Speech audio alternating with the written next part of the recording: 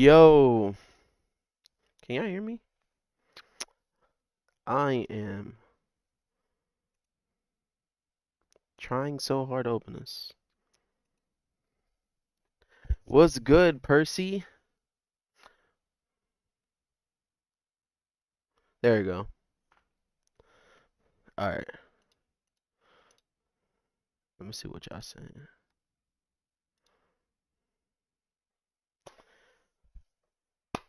Yo.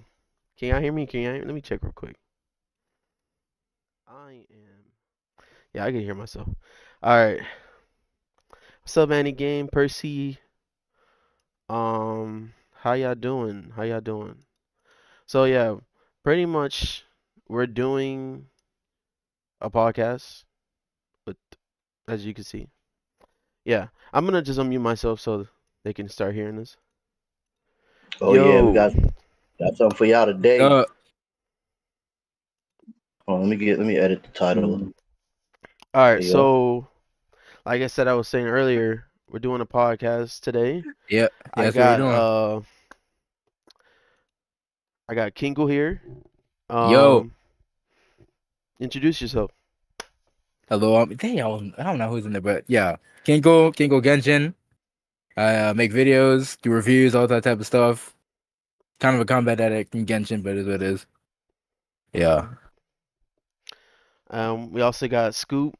For me, Scoop, Hello, you're on the bottom left. All right, go ahead. all right, hello everybody. This is Scoop DPS Yemiko Main. Don't show me no electro goblets, please. I do not want to see it. Yeah? On the It's bottom, blasphemy. you funny Wait, as hell. what? On the bottom, we got Void, DPS.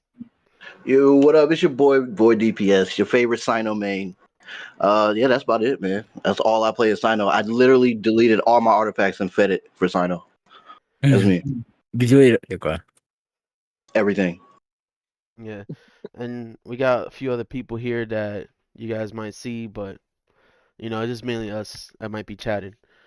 Um, What's up, pr Shark? pretty much why we oh shit, Vio with the membership, thank you.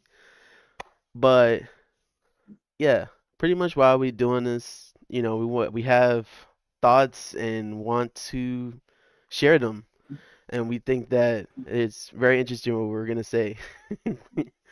But yeah, I want to start off by asking. You guys saw that Withering Waves is out, like the Mm-hmm. closed beta. What do you guys think of it so far? Uh, Can I'll go go ahead. first. Yeah, I'll go first. So, like all throughout today, I've been watching gameplay. I've been watching Joe play. I've been watching some other people play it. I watched Vars talk about it. So it looks really promising, and from what I heard from Vars, the combat system really, really, really intrigues me. But then when I watched Jello play the gameplay, it seemed kind of shallow. I don't know. It's hard to tell, right? But I think it's a promising game. People out here saying it's a Genshin killer. I don't agree with that. It might be. It's a Genshin competitor, which is a good thing, right, for Genshin. But I don't think it's gonna take away a whole lot of its player base. Maybe for a bit, right? Another thing I saw with it, where it comes to the UI, it reminds me a lot of Tower Fantasy, which is kind of I don't like Tower Fantasy's UI, and so it's kind of a bummer. But like, it is what it is. The game looks good. It looks promising, and I'm interested to play it. So yeah. What about you, Scooby? Have you seen anything or have you tried playing it yet? Yeah, I watched some gameplay, and to start off, I want to talk about just Genshin in general. Genshin was the standard. You have to treat Genshin as the standard, and No, Swift, I'm competition not is ignoring you. healthy because How you it guys doing? provides better gameplay for everybody. Because now I just don't now want to interrupt these now guys. developers are taking us Thanks into for the membership, interest Wilson. and saying, "Hey, look, we want you guys to play these games. So we're gonna make them What's up, similar." Turtle? And it's just like in the real world. It's a copycat league. That when something works, people are gonna try to do things, try to keep things the same, and then try to improve little by little. So I wouldn't expect so much of a dramatic difference. And and similarities in the game, but the gameplay is going to be awesome. Just like the gameplay in Genshin is awesome, and just like the gameplay in Star Rail is awesome. You know, and these are healthy discussions because all of these games are amazing. All right, boy. If What they about you? When it comes to Wuthering Waves, I would say it's I saw some gameplay today. It's a good game. It kind of reminds me of Tower of Fantasy, but just dressed up and a little better gameplay. But I think it's a good game. I think it's in its own category. I don't think it's going to kill anything, but I think it's in its own category. I like it. I'm not gonna lie. I like the game. Yeah, so kind of like what Void said, I felt like at first initiative, I felt like it was gonna be a different game, but like as I'm looking more at it, I could see it's different from other gacha games, but it kind of looks like Tower of Fantasy a little bit to me. Um, Not saying that I don't know how it's gonna succeed. You know, I don't know how, because it's just a beta. So like a lot of things have changed. For like from the first beta, it was completely different from the second one. So at Yeah. launch it could be even more better. Um, as far as that, I haven't had the chance to play it yet. I am trying to get the registration. They just haven't gave it to me yet. What about you guys? Have you guys were able to get a chance to play it or? Nah, I didn't bother trying to sign up for the CBT. Well, I So actually signed up for it. I signed up for it today. I got my kind of proud about that. Yeah, I'm waiting for it. Even though it's closed, right now we're gonna see. I still signed up. I want to. It's very okay. So for a person that skipped a lot of games like Tower of Fantasy, Honkai, the third and all that, for a game to catch my eye like this, and for me to sign up. What's up, TL? I really like it. I think it's good. I had to sign up for it. I had to give it a try. You got to give something a try, right? Yeah. Mhm. What do you guys think of the character design so far? I think some of them actually look really good. Some of them do look really good compared to some what Hoyo has going with their designs, especially with Starro right now, and even like Honkai back third. Genshin is kind of a little down, kind of mid compared to the other ones. um, but I think the character design is pretty good. It's pretty decent. The Yeah. animations and also the effects and stuff are good too. They could be fleshed out more, especially the animations, but pretty decent. Yeah, Pretty decent. yeah, but I feel like honestly, the fight mechanics are gonna be really good, but if that's all it is to offer, then it's not gonna sustain. Is the story gonna captivate you? Because Genshin story captivates you. Star Rail story captivates you. It makes you want to know more. It makes you want to discover the Easter eggs that are in the game.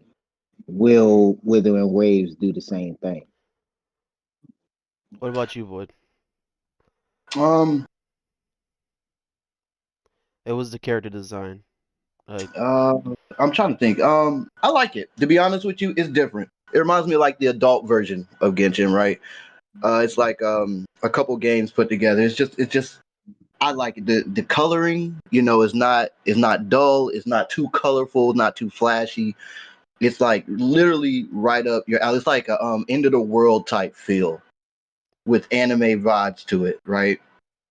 Kind of like dare I say Demon Slayer, but adult version of it. mhm. You know, I like it. It looks really good. I'm not gonna lie. It is I good. It's yeah, I personally like the character designs too. Like they look very nice. That dude name, what's his name? Kakarot or something? Kakarot. Yeah, That dude yes. look That's. fire. Hey, he already a main, bro. I'm starting a Discord. Kakarot mains, yo. I'm starting a Discord, bro. Man, that dude with the white hair, man, he look You cool. said Kakarot? Yeah, his Yeah, that's his name is name. yeah, that's his Ka- name. hey yo. Kakarot, Yeah, bro. He's the goat, bro. He's Goku, bro. That's why there's a reason why they named him Kakarot, bro. bro, There's a he Hey look reason. yo. fire. That's funny. That's funny. I don't know if I'm you about to guys ban heard about this though. They have ban him. a different pity system. Um, Yeah, it's a bit. I don't. Well, we could just talk about it. Yeah. Yeah, so for the weapons, I heard that you only have to reach the pools that it says, and you will get the weapon. Yeah, 100% guarantee. 100% guarantee. Yep. All you got, there's no loss rate on the weapon banner. Yep. Right. For what I've heard too is for the character banner, instead of Genshin has a 0.6 percent drop rate for 5 stars before soft pity. Star Rail is a 0.7, right? And then this game is 0.8, so it's slightly better than Star Rail and Genshin. But instead of 90 pity, it's 80 pity, so it's a little bit more favorable. But what a point I want to make though when it comes to gacha rates, and Vars made this point, which is a really good point, which is we could have good gacha rates, but if you don't get a lot of premium currency in the world, then those gacha rates don't matter as much. If you have good rates, low currency in the world, then you're still not going to be able to get very many pools in a banner without spending, right? So it I does still agree. depend on that. It still does depend on that, Yeah, right? I agree, and that goes towards how long can somebody actually stay engaged with that game. Is that a game that you can be on consistently for 3-4 hours or 15 to 20 minutes? Yeah, there's that too. Yeah, so I wanted to, the reason I brought it up, you would see like other gotcha games, like their weapon system. People do not like it. Yeah, They do not like it. Well, Every single one. what they did was they just did they went and did they probably looked at surveys. I'm pretty sure they looked at surveys what the do's and don'ts of a gotcha game, and they're making it right. And right now in the closed beta version, this is the gamers' chance to voice what they like and what they don't like. Like now is not a time to be like now is the time to be like nitpicky on what you want in the game because they're really looking for people's opinions and stuff like that. And the weapon banner, the way the pity system is something that is to me I think is going to generate more. You're Well, guaranteed a 5 star, right? No, not even guaranteed, but like, you're always guaranteed a 5 star weapon, right? You're like, well, dang, next month I can spend on this one. I don't have to save or nothing like that. Even the person that don't make that much that wants to get a weapon, they can get a weapon every month now, or well, every whenever a new one drops. you Better quote revenue. me quote me if I'm wrong, but I think the reason why they would probably guarantee you the weapon is because the refinement levels are higher. I actually haven't looked into that. I'm not sure. That I Uh, don't know. Wait, Yeah. what'd you say? I Wait, Scoot, what'd you say? What's the question? No, He said the I didn't say refinements, it. like the amount of He's- copies you can The have. refinement. yeah. That I don't know how many copies. I wonder if you pull the weapon, like what they need to do, like if you pull the weapon and you keep pulling, you don't get that same weapon. Like if there are no refinements, then you shouldn't be able to get that weapon. I'm assuming they're probably because it's the gacha game. I'm assuming every gacha game usually has, from what I've seen, especially from some other people, most gacha games always have a mechanic where when you get multiple copies of something, you're able to like refine it or send it, whatever it is, whatever they want to call it, to incentivize you to get multiple copies and spend more money, yada yada. Right. So Yeah, but I wanna say look one other into thing that. about, huh? Yeah, what you was gonna say? Look I was into gonna it. say there's another factor of their system, their gotcha system, where on their standard banner, or I think it's a standard banner for weapons, something like that, where you can actually select which weapon you're going to get, that you're going for, right? Rather than like if you're pulling on that banner and you have to select which one your pity is going toward, rather than just being random like how it is in Genshin or Star Rail, Hmm. right? Mm-hmm. That's another good thing. Yeah, they're doing the things where people are not willing to do, I would say. Um, yeah, I personally like where they're going with it. They're listening to the community because Yep. before like the first one, it's a completely different game what it is right now. Like it's a completely different game. So I hope that it succeeds for them, on that. Wait, they did an One, open beta last year, right? yeah, yeah, they Okay. had the first beta. It was like Yeah, Yeah, I yeah, heard beta. I heard that from someone else that they had rewritten like 90% of the story in that game from the from first stage of development. They rewritten the entire story pretty much, which is kind of crazy. Wait, for But real? yeah, that's what I heard. Dang. Yeah, So but that makes me wonder about this too. With same topic, that weapon banner. Hmm. If it's 100% guaranteed, does that also mean that no other weapon is viable for that character? Meaning that that means that if you don't get that weapon, then that character is just not going to be that good. I mean, I'd imagine it probably won't be like that, and it could be similar to how Genshin is with some characters, where the signature weapon isn't always the best option, right? Um, it could be something like that. I hope they don't do something like that, where it's kind of you have to get that weapon, otherwise you're just gonna be falling behind. That Or would kind of or suck. or I'm sure there'd or be 4-star options, or like whatever kind of rarity system they got going on. I'm sure there'll be options where you can like free to play options you can use that are just as viable as the 5-star option. But truth be known, we don't know about that, right? It could have a system where if you don't like get the top tier, like the best weapon possible for a character, then your damage is not going to be at the level it needs to be to clear content, which that could be an issue. We don't know. So or it could be even worse where because I've played some games where weapons are binded to that character, meaning that's the only weapon that character can use, meaning that you can't switch it with other characters. That would mm, suck.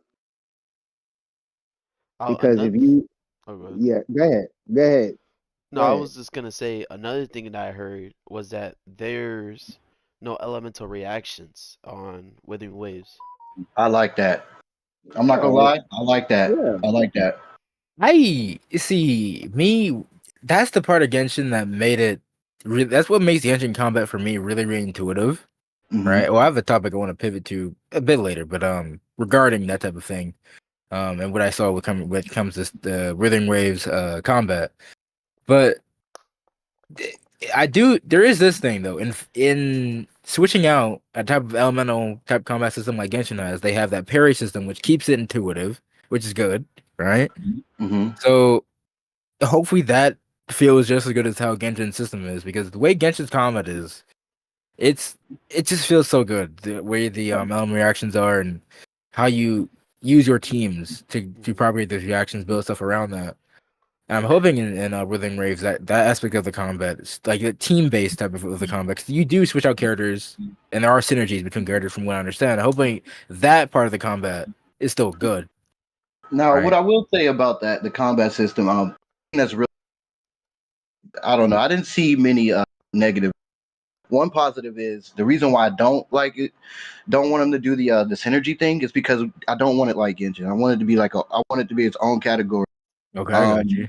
with the battle system, the parry, it seems pretty easy to do. It feels comfortable, and they have a dodge mechanic where it's like the Matrix where you're dodging and stuff like that, slow mo. They have that mechanic as well. And like when you're switching, you're like your other character is still on the field while you're switching, like doing the last hit, and then you come in right next to him and do a hit, and then that character disappears, and you got another character. Like the switch Hmm. mechanic is really good. Yeah, That to me makes up for synergistic gameplay like Genshin. yeah. So I like that stuff. It reminds me of like Devil May Cry type. You would really Void. I don't know if you ever play mobile games, but if you do, trust you would really, really, really enjoy Honkai Impact, because that's exactly how Impact is. The Where third, yeah, there are certain Yeah. they'll literally give you an indicator where there are moments where you hit the button and you switch the character, it does a special attack, right? Especially if you have there are synergies between certain characters and certain how do you say elemental effects they have in the game, Mhm. where I when was you talking to switch Phantom and about that. it will Uh, do like a little effect. It's very satisfying. all right. Speaking of that, what are all of the platforms that game will be able to be playable on? It will be playable on ooh, there's an echo. Oh, Matt Rick, hello. Yeah, you made it. Okay. Um, it will be playable. I believe it's cross-platform. PC, I think PS4. I'm not entirely sure, but it will be on mobile. No, I don't think it's on Uh, PS. it's not. Mm-mm. Yeah, it'll be on Like mobile for Honkai, sure. it's not on PS. It's too powerful. It's just too Yeah, powerful. And exactly. Yeah. Genshin can barely fit on PS4. Mm. But no, gameplay is Well, pretty how the Yeah. fun. graphics is going, it's like really high for it. Like how PS4 graphics is, it doesn't like Mm. really looks appealing. So like, Mhm. if you look at on the computer, I saw I somebody said playing. PS4 didn't. I meant to see PS5, PlayStation. Period. Is what I meant to say, not PS4. Yeah, But yeah, because I got it you. has it has it as 120 FPS. Oh, really? It has 120 FPS cap? Yeah, That it's if you see it, 120. yeah. Ooh. So Okay. Yep. that's why it's only on the PS5 and on the PC. If you play Star Rail, it's only for PS5 because of that cap too. It's at 120. Mm. Talking about Star Rail, have you guys had a chance to play that new update? I mean, Wait, what new I update? Penny Coney? Penny County. Yeah. I Oh, haven't even. I'm not even far enough in Star Wars to play it. I'm not even far enough. Yeah. One night time, Matt. What about you, Scoo? I know you've been playing it. a little scoop. Scoop. Say that again. Um, I was Yeah, saying, because I was hearing. I'm sorry, I was just hearing so much echoing. well, yeah, I had to mute him. That's what I did. But Scoop, Yeah, what are your yeah. what are your All right. thoughts on Penny Coney? The story was amazing. The story was amazing. Um, so the I can talk about specific parts of the story that I did enjoy, Okay. and that um the final fight, that final, yeah, with Acheron, man, mm, that final fight, yeah, that was pretty intense. That was, hmm and and it just lets you know how deadly Kafka's people is. So coming from a person that doesn't, you got people out there. Some people don't play. Okay, I mean, maybe everybody do, but for the people that listen to this that don't, um, coming from a person that don't play it, what is so immersive about the story? Is it if you can compare it to Genshin's story, you think better? Is it on the same par? I No, What do you think? it's completely different. You know, you cannot you really cannot compare them. They're different. yeah. All right. So, um, I categorize it in a timeline. All right. So, it goes down to like books I read. You know, it's a category. It's a genre. The genre that I usually read is like medieval, and maybe ancient BC and so on and so on. So Genshin is Hello? Hello. yeah. Back to what I was saying, it's just a fantasy world. Genshin is a Okay. fantasy world. You know what I'm saying? Where it deals with the elements.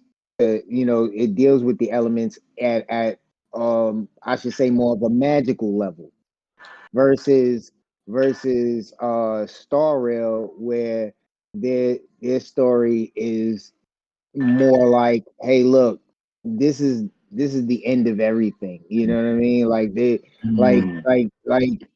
like everybody's life is like tragic, and everybody's Okay. it's like a big fight to survival for So everybody. everybody has a Bennett background, basically. That's funny. Basically, right? Yeah, that's good though. That's good, man. That's that was. I guess it's like the not so kid version. I guess is like Genshin. Yeah. Like if you don't read it or pay attention to the lore, you're gonna just like, oh, I just like it for the battle mechanics. It's really easy to miss if you're young. Stand is Honkai stand for somebody at a younger age? Is it like Right. complex? Right. Yeah. It Um, is. Okay. yeah. And what I'll say about Star and Riot, I feel the story is better. It's comes down the story of like the actual arcs of the story for Hmm. the most part, especially how Genshin is now with Sumeru and Fontaine. Yeah. It's fairly similar in terms of like how the plot itself is progressing, how well the plot is developed, right? But what I feel Star Wars has better, and this goes for Honka Impact as well. I don't know why Genshin is falls short in this part, but it's the character writing, right? Star Wars character writing is just much better. Wait, hold up one sec. Mm. Yeah, What up, he Rio? What up, Rio? I can't agree with that. I cannot agree with that, Kinko. I cannot agree with that. with the Yeah, that I can't say that they're better. They're just different. I can't say that it's better because Genshin's story has so many Easter eggs. It's literally not even funny. Where it comes down to Hebrew alphabets. I'm back. When it comes down to just uh, like Greek mythology. It's so many different levels. Now, all right. Now, I do want to say this. Now, what we're not gonna do is cut people off and interrupt everybody's opinion. We're gonna each have a fair shake on saying what we have to say about things, but we're not gonna cut each other off. We're all gentlemen, and we're gonna be respectful of each other. All right. So yeah, they're just two different stories, and you just kind of have to treat it that way. It's a Mm. it's two different books. It's a book called Genshin Impact, and there's a book called Honkai Star Rail. And if you long as you treat it like that, then it's fine. You can't say, "Hey, this was better than this." You can't do that. Just enjoy the story and keep. Okay. 'Cause, I was thinking about watching The Lure. You know what I mean? And the reason why I brought this up is because I didn't pay attention to the story with Wuthering Waves. I just literally just watched it on mute. For the combat because I don't want to be spoiled or anything. But I'm wondering if will it be complex or will it be enticingly easy to grasp? What do you guys think on that? You guys think it'd be easy to grasp or complex and like drawn Genshin? Phantom, what do you think about that? um I think that they're doing the right thing so far. Mm-hmm. Like everything. I have no complaints about what they've done so Mhm. far. Yeah, and Okay. it's still early. It's still early. Okay. And they don't even have all of their voice actors yet. So, that's very important as well. So basically, they're just getting the feedback of I'm assuming. Well, one thing I would say though, like what I wanted to talk about Penacony because it's like a lot of Easter eggs in that game. Like that's Mm. going on. Like Back again. Sparkle, what's going on with Sparkle? What's going on with I forgot that one girl name. I think Black Robin. Swan. Oh, Like Robert. Robin and Firefly, are they dead?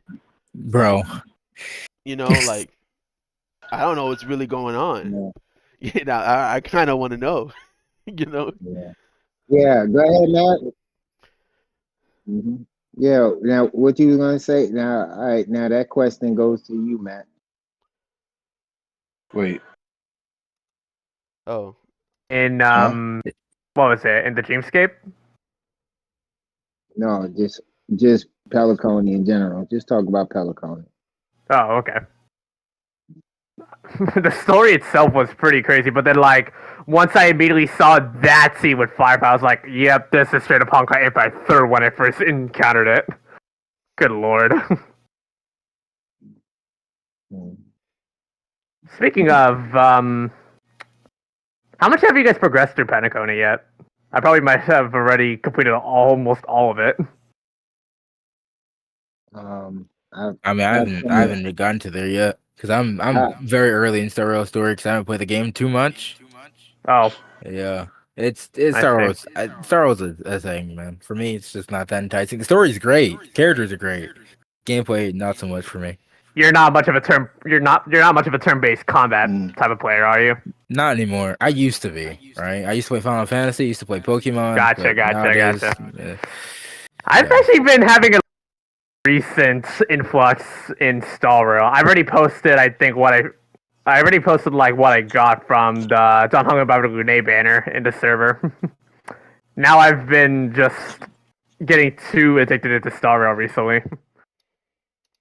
But if you want to talk about the story, like we've already mentioned about how much how different Genshin and Star Wars story are at, especially if you put into the fact based on the technology, the time periods, the well, I guess both the lores for both games tend to be really similar because everyone can theory craft a lot of things, but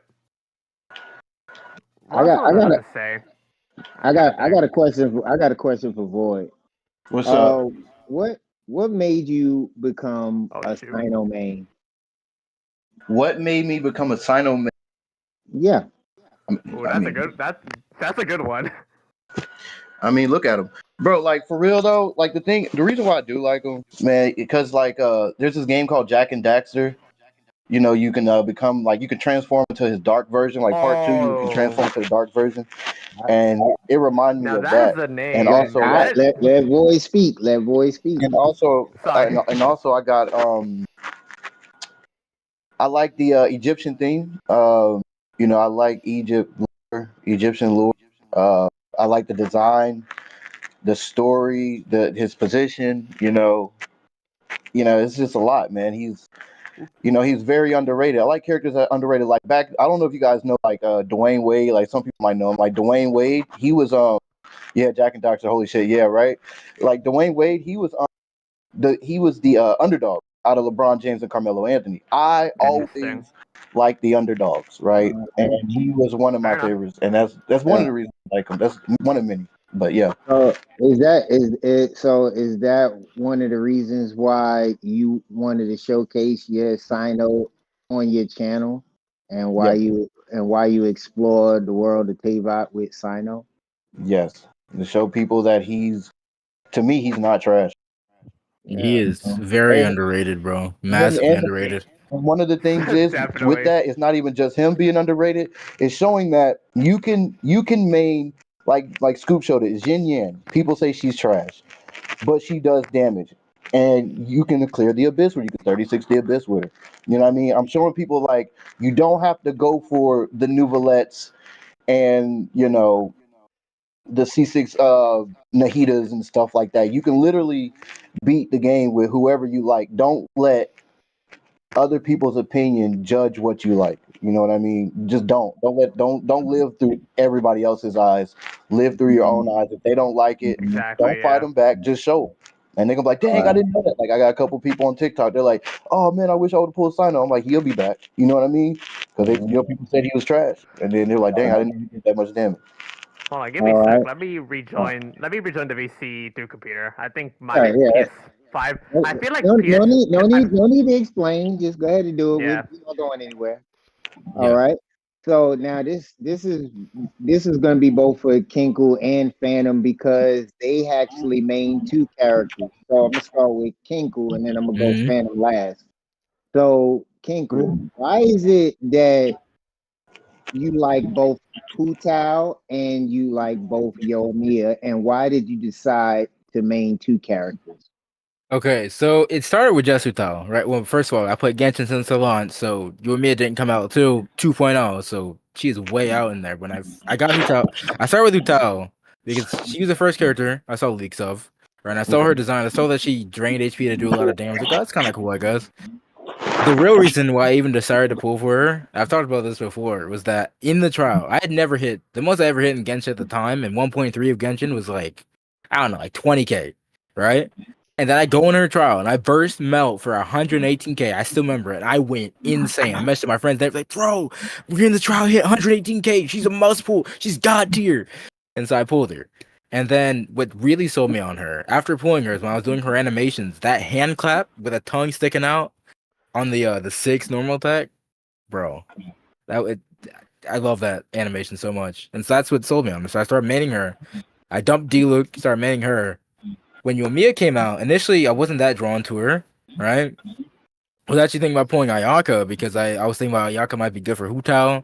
You know, she could probably cryo a lot, yada yada. But then when I did Yoimiya's story quest, and some of the things she said in that story quest heavily resonated with me. Like she was speaking facts. She was speaking to me in that story quest. And so that's what made me want to main her, or at least pull her at the time. I did try to pull her lost to 50-50, and I was so pissed off. I was free to play at the time. I was so tempted to just spend $100 just to get. Like I was like, I had the double bonus. I was guaranteed I could have got her right then, and I'm like, but Shogun might be good. I Yeah. should wait for Shogun. So then I did that. But then on the free to play account, well, it's not free to play anymore, but it was at the time. When Yoimiya Banner was coming back, I had the opportunity. I'm like, you know what? I have the opportunity now to get her. I'm gonna go and get her. And when the reasons why I like her playstyle so much now and why I main her now is because everyone knows I used to main physical official back in the day, right? And physical official's playstyle is you just click, enemies die, yada yada. Yoimiya is the exact same as her, except she does more damage because she can react, and she's a 5-star. And so because I love that playstyle so much, Yoimiya, and I love Yoimiya's character, that's why I enjoy manning her so much. To the point that now, I've said before, I'm kind of more of a Yoimiya main than Hu Tao main. Truth be told. But still, I love both characters, and yeah, that's pretty much it. Same question, Phantom. Yeah, Yelan it's Yelan and Wanderer for me. Yelan was one of my first 5-stars. When I first started, it was back in I think 2.8 or 2.7. It was like that long banner with Ayaka. That's when I kind of started. But Yelan made me kept on playing the game, and the game was fun to use, like with her. And then as I was playing in Sumeru, Wanderer came out. Same thing. They just made the game easier for me.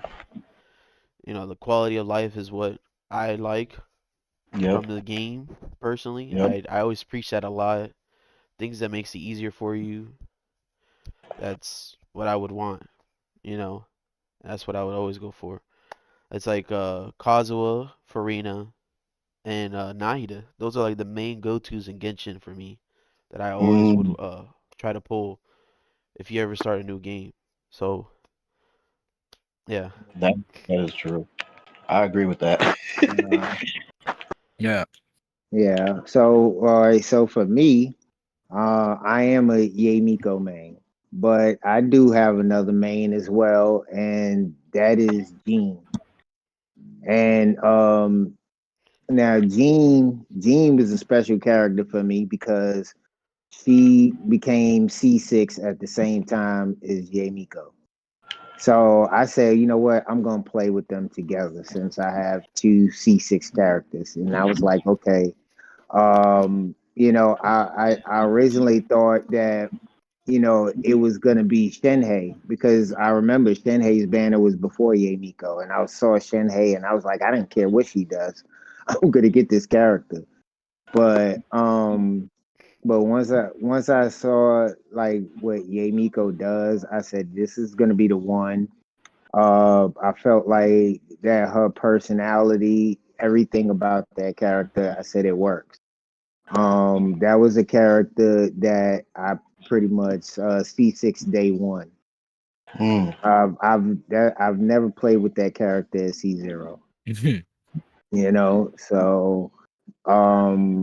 So as far as when it came down to seeing numbers, like I've been, seeing at least a minimum of 30K per tick since as long as I can remember. Jeez.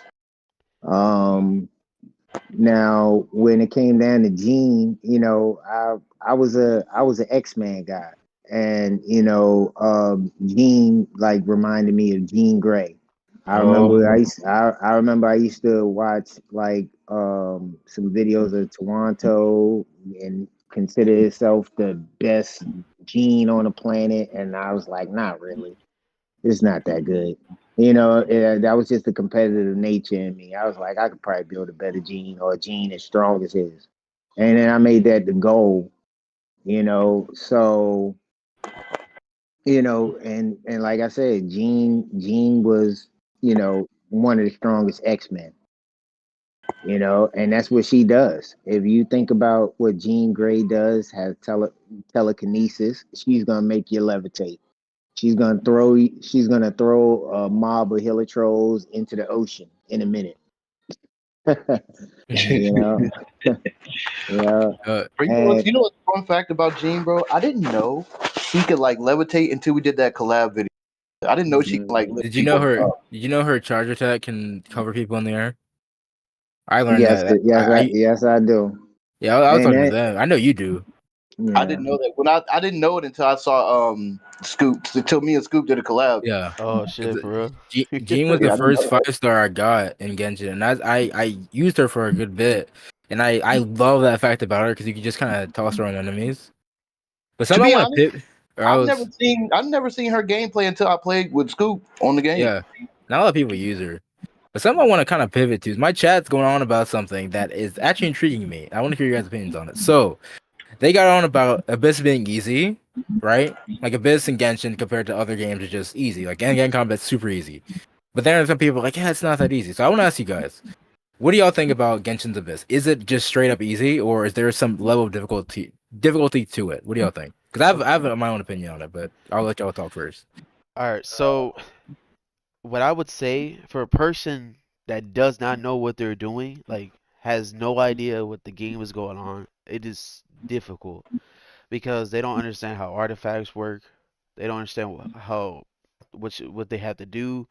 They don't understand what they have to level up the certain character. They know like if the path is there, they can see it, but they don't know. So if you have the knowledge, it is easy. Yeah, Now, like I said, you don't have to fully build these characters, but just knowing the fact that having the character level 80 or 90, it takes away half of the hard, like it makes it easier on you, Yeah. but it just having the lack of not building characters, that's the only thing. Like once you have the characters built, yeah, it's easy. It gets easy. That's the only thing I would say about that. okay. Scoot. I don't know. When it comes down to the Abyss, I do feel like it's a platform competition. And Mm-hmm. why I say that is, you'll have mobile players that feel restricted, that they can't do what console users can do versus what PC users can do. Okay. And and it's a good comparison. And I give you a perfect example. Before Cloud Retainer even came out, it was unless you was on a PC, you couldn't effectively Dragon Strike. Dragon Strike is a hidden mechanic in the game. It is Yeah. extremely hard to Dragon Strike on mobile. Yeah. There are chances you can Dragon Strike on console and PC. That's one aspect of it. Um, also, it's auto targeting. If you're not familiar with playing with a character and understanding how their auto targeting works, like for example, Chung Yun is the character that most accounts have. When you use his skill, there are times where he's not going to hit the target you actually want to hit. Mm. Mm-hmm. Because it's all about positioning. You guys make Abyss videos all the time. So one thing that people see when they see your videos are the numbers. What they don't see is the time that y'all take to breathe. Uh, uh, you know, and what I mean by breathing, what I mean by breathing is actually stopping the action to catch particles, so that way you can make sure you have burst. I, I Yeah. I watch a lot of people play the game, and they don't understand the simple mechanics of the game. The simple mechanics of the game is if your character does not catch particles, which is those orbs, then you have no elemental burst. So if you catch particles that are not of your element, then you're not gonna get a good portion of energy for your burst. And Yeah. that is something that kills people's abyss runs, meaning that you gotta have energy recharge. Yep. I preach it all the time. That is the number one abyss killer. Energy recharge. Yeah. Okay. Avoid. What's your thoughts? I think it depends on what abyss it is. So I'm gonna speak from my Fair. account. Right? I'm gonna speak from my account, right? So the abyss with the two hydro mages, right? I mean the pyro mages. They were like, I don't have good leveled hydro characters. You know, you can say, okay, I got Zincho, Yelan, and still you even try to Kinko and use like, okay, so obviously you're gonna need something. This abyss is easy, right? Because I tend to go with the Dendro Hyper Bloom route, you know. And to Phantom's point, if you're not familiar and don't know how to use a certain team comp and you're not used to it, then it's going to be hard. You know what I mean? Like Yep. if you like, let me give you examples. Like this abyss was really easy. I'm not gonna lie, this abyss was really easy. You know, because I got hyper bloom teams. I have Al Hatham on the bottom, and with Yelan, and I got Sino on top. You know what I mean? You know, I mean you can do that. It's just easy. Like when it comes to like, what I realized is when it comes to pyro, and like maybe cryo too, bro. You know, there's certain characters I know I need to. My account, and you guys know my account, it's solely Electro. It's really just Yeah. Electro and Dendro. And when you have an abyss that has nothing but pyro cryo, well, now you're going into the realm of like, okay, I need to build other characters. Yeah. You Yeah, know, all right. Yeah. All right. To just Yeah. point out with this abyss easy thing with this abyss, it's everything is all about timing. This abyss is not for a DPS check. This abyss was Yeah. designed to hurry up and go ahead and get your primos because this is Lantern Rite Festival, so you can go ahead and wish on this banner. Yeah. That's what this was. Yeah. Now, enjoy your character now. Come next abyss, you'll be crying. So I mean, you're funny. yeah. Nah, I want to say this real quick. It's about this also with I'm gonna add on to what Void said. It's about knowing the enemy too, because Yep. it's like when you look at the chicken as an example. We all know the two wings you have to have a bow character or like something that can hit those two wings to bring it down. A person that plays the game averagely won't know that. They have to Yeah. see somebody else do it, you know, or like hit Mm-hmm. the chest. Boom. It's like the first half of the first chamber. You when you first start off, you walk to the other side next to the enemy so they can come together without even having to do anything to them. They group together. That's stuff that you won't know unless you play the game more. You know. Yeah. Yeah, so the point I want to make. Well, first of all, Shark, I want to say you said if Farina pets can hit them. I literally did that in a video just like a few hours ago. Yeah, they will literally just teleport up and hit one of the wings. But the point I want to make is, when yeah, people you're say, a lot right. of people do still say the abyss is easy, but what people don't understand is that a much larger majority of players in Genshin are casual. Like, there's a very small majority of people. This is why the whole Genshin boycott thing didn't really fall through, because the majority of Genshin players do not watch guides, they don't watch videos, they just get on the game, build their favorite characters, not like the good characters, their favorite ones, and do stuff. A lot of people don't even tap the abyss, right? So what I've seen from like recently I watched Ziox do like these Spiral Abyss reviews, right, where he goes on, like, people will send him videos of their abyss runs, and most of them are like scuffed because they want help from Ziox, right? A lot of people just make up teams of their favorite characters, which a lot of times they aren't coherent teams, right? Which is why they have trouble clearing abyss, right? So that's why when a lot of people have the sentiment of, oh, Genshin's endgame is easy. It is actually easy, not because the endgame itself is easy, but because the amount of power we can scale up to in Genshin is far exceeds the level of difficulty. But the floor of Genshin, right, the floor of power you start out with is much lower than that difficulty is, right? So people never reach that ceiling, which some people don't because they don't know any better. They'll never, be able to beat the abyss as efficiently as Yeah. us experienced players can. And that's the thing about it.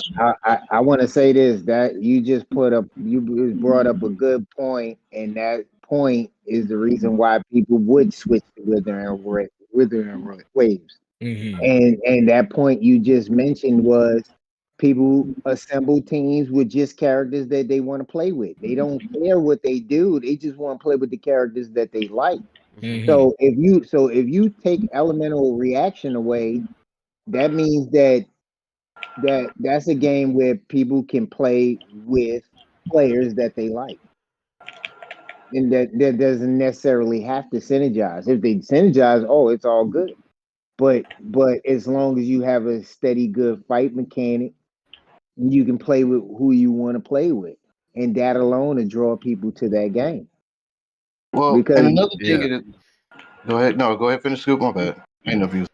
you good, you good. Well, another thing I want to say is like, you got the Abyss. When it comes to the Abyss, man, you know, it's catered to one genre of demographic, right? So if you're an explorer and you got strong characters, but if you're an explorer and you don't do the Abyss much, you're not gonna really like be 36 in it. But if you love the Abyss and like you stay in the Abyss, you're gonna always do well. You're gonna know what you need and all this stuff.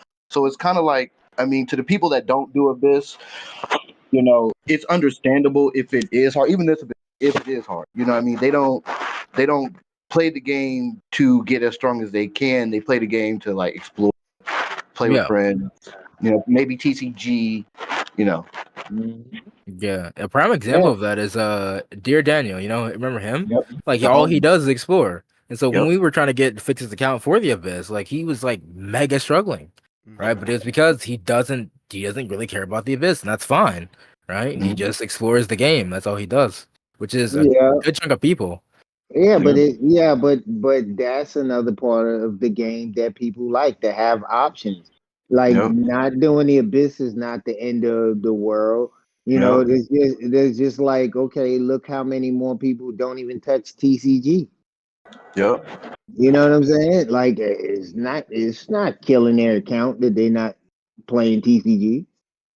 And there's options in TCG where you can actually get primos. To a certain point, and they still refuse to touch it. I can tell you right now that I don't do hangouts. I don't like them. I got every hangout in the game, and it's untouched primos, and they'll stay untouched because I don't like it. So shoot me down. I mean, it's not the end of the world.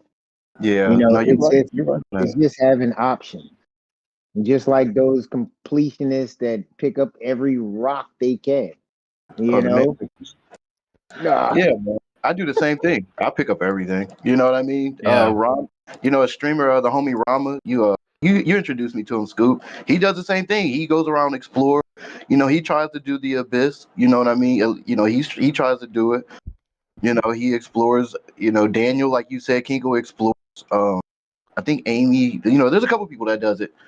A couple of people explore, man. Matt Rick, he's a completionist. He does the same thing. So it's like, Phantom does it. He explores, but he does it a bit. People that they do both. You got people that do both. Yeah. I'm a player who most certainly does not do both. I only have a very few areas 100%. I live in the Abyss, bro. I got a question for Phantom. Talking about that, let me ask this though. Okay. Have you guys played the 4.4 on Genshin? Like the event? Like have you actually done that? I haven't done it yet. I feel like you're calling me out, bro. Look at me going out. But I'm like, I know Kingo is not done. Let me just say this real quick. It's not the last day yet. We don't have 5 hours left on it yet. Kingo didn't do it. Oh man. Oh my god.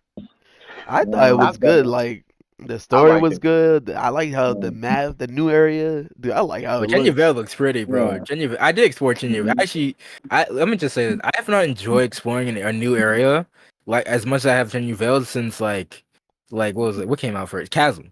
Like since Chasm.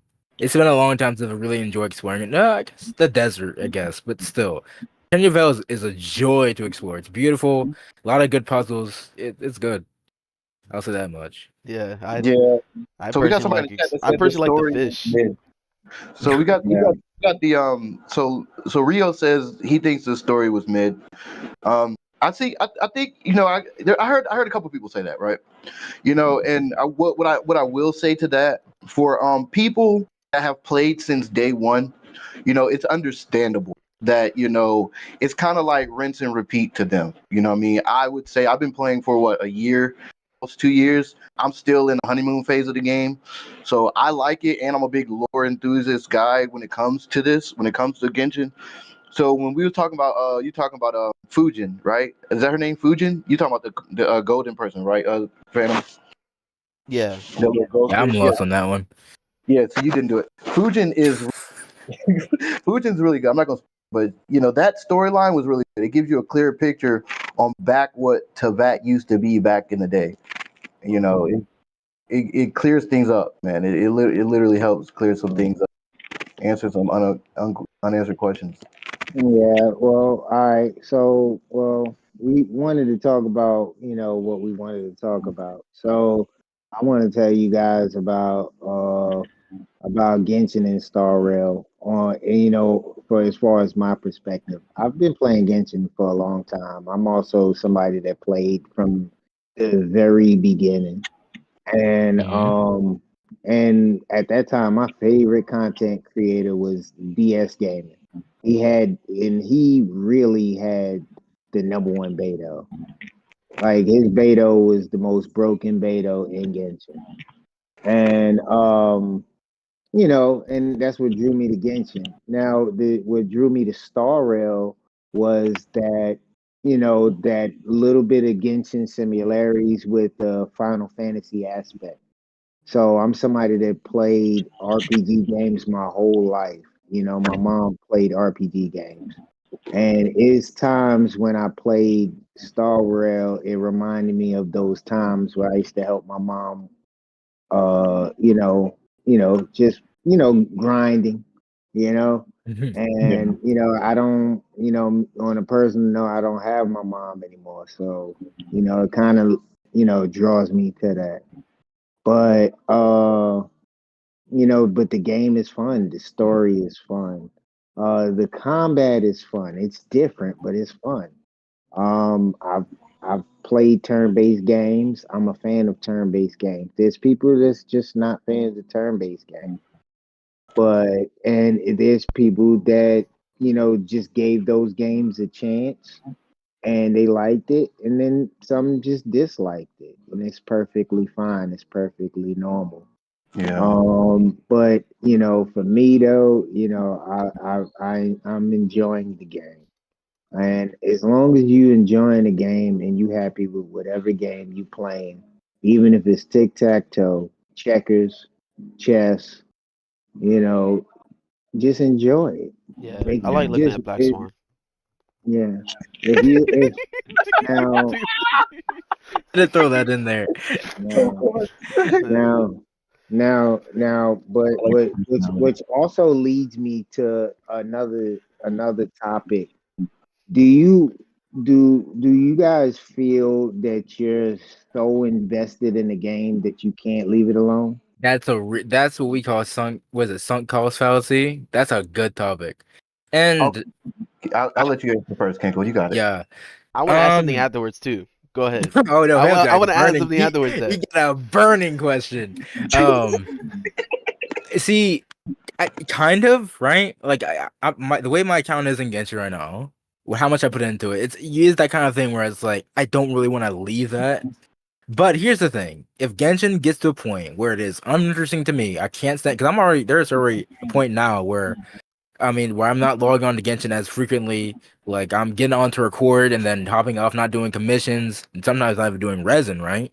And that's just how it is. If I'm not wanting to play the game, I'm not gonna play it, right? Like I put stuff into it, that stuff's already into it. Is what it is. There's a little bit of element of I don't want to see that gone. I put all this time into it. I don't want to waste that, but time is put into it. It's already done. Boom. I can't do much about that, right? So that's what it is with me. Yeah, for me, I feel like I am invested into the game for a long time, and like I have to play. The only reason why is because I want to prove something with a certain character. It's like some people will say, "Oh, this character you can't do it." Here you go. It's been done. Like you can't say that no more. you know. Yep. That's why. That's why I just like proving people. You know what I mean? Like, it depends on each situation. But as far as am I like to the point where I only reason I do it is because I just wanna. I'm actually enjoying the game. I don't feel burnt out from it. You know, I enjoyed it, and like me making content towards it. It makes it even more fun for me. Mhm. Mm. So Mm. yeah. What about you, boy? Well, I will say this: I am invested in the game, but that doesn't define the reason why I'm playing the game. So I play it because I still like it. I was heavily invested. I'm heavily invested in GTA. I got over $200 million in that game that I earned legit, no cheat codes. I don't play it no more.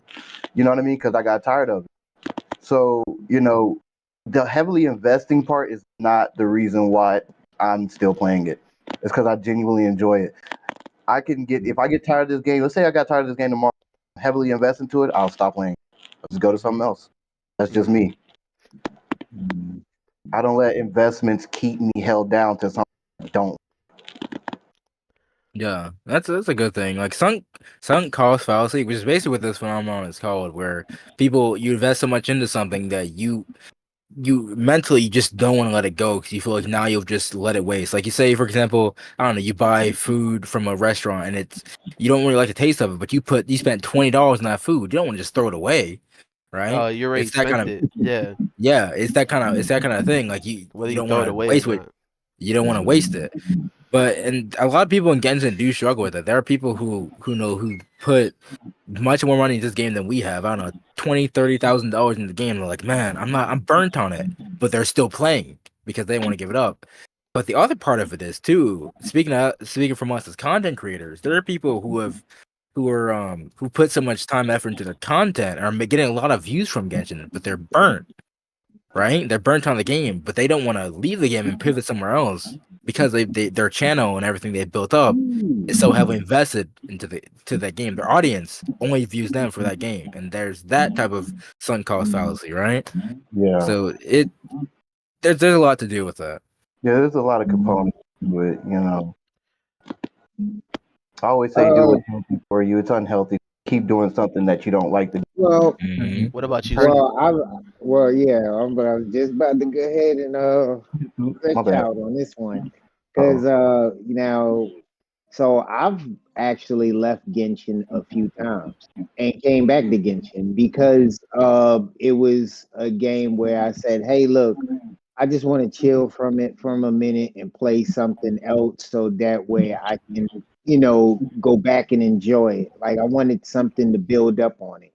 So when I stopped playing, only thing that was in Teyvat was Dragon Spine. And I took a break. I kind of got heavy into the MOBA games, which I had got very competitive in Vainglory, and that platform just went south, and I had to switch to playing Wild Rift, and I just didn't enjoy that game.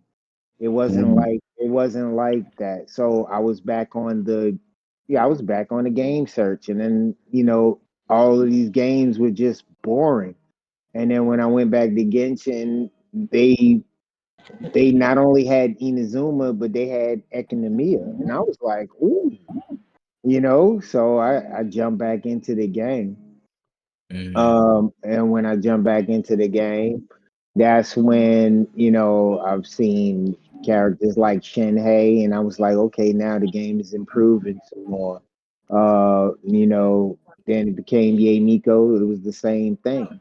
So I started enjoying the game because of the content. And there you have it. That's how it was. But then I'm not even gonna talk about Star Rail. Then when we had that long Ayaka banner, when we had that really, really long Ayaka banner, it was like, okay, what are we gonna do now? Are we gonna go ahead and keep wishing on this banner forever? Because I think they gave us what was like 100 and something days at one time, and Yeah. then God they dang. changed it. Then they changed it. You It was know, like 240, I think. yeah. All right. So when that banner came out, that's when everybody went to Tower of Fantasy, but everybody had the same mindset. Yeah, we'll just be playing this to 3.0 come out, and that's exactly what happened.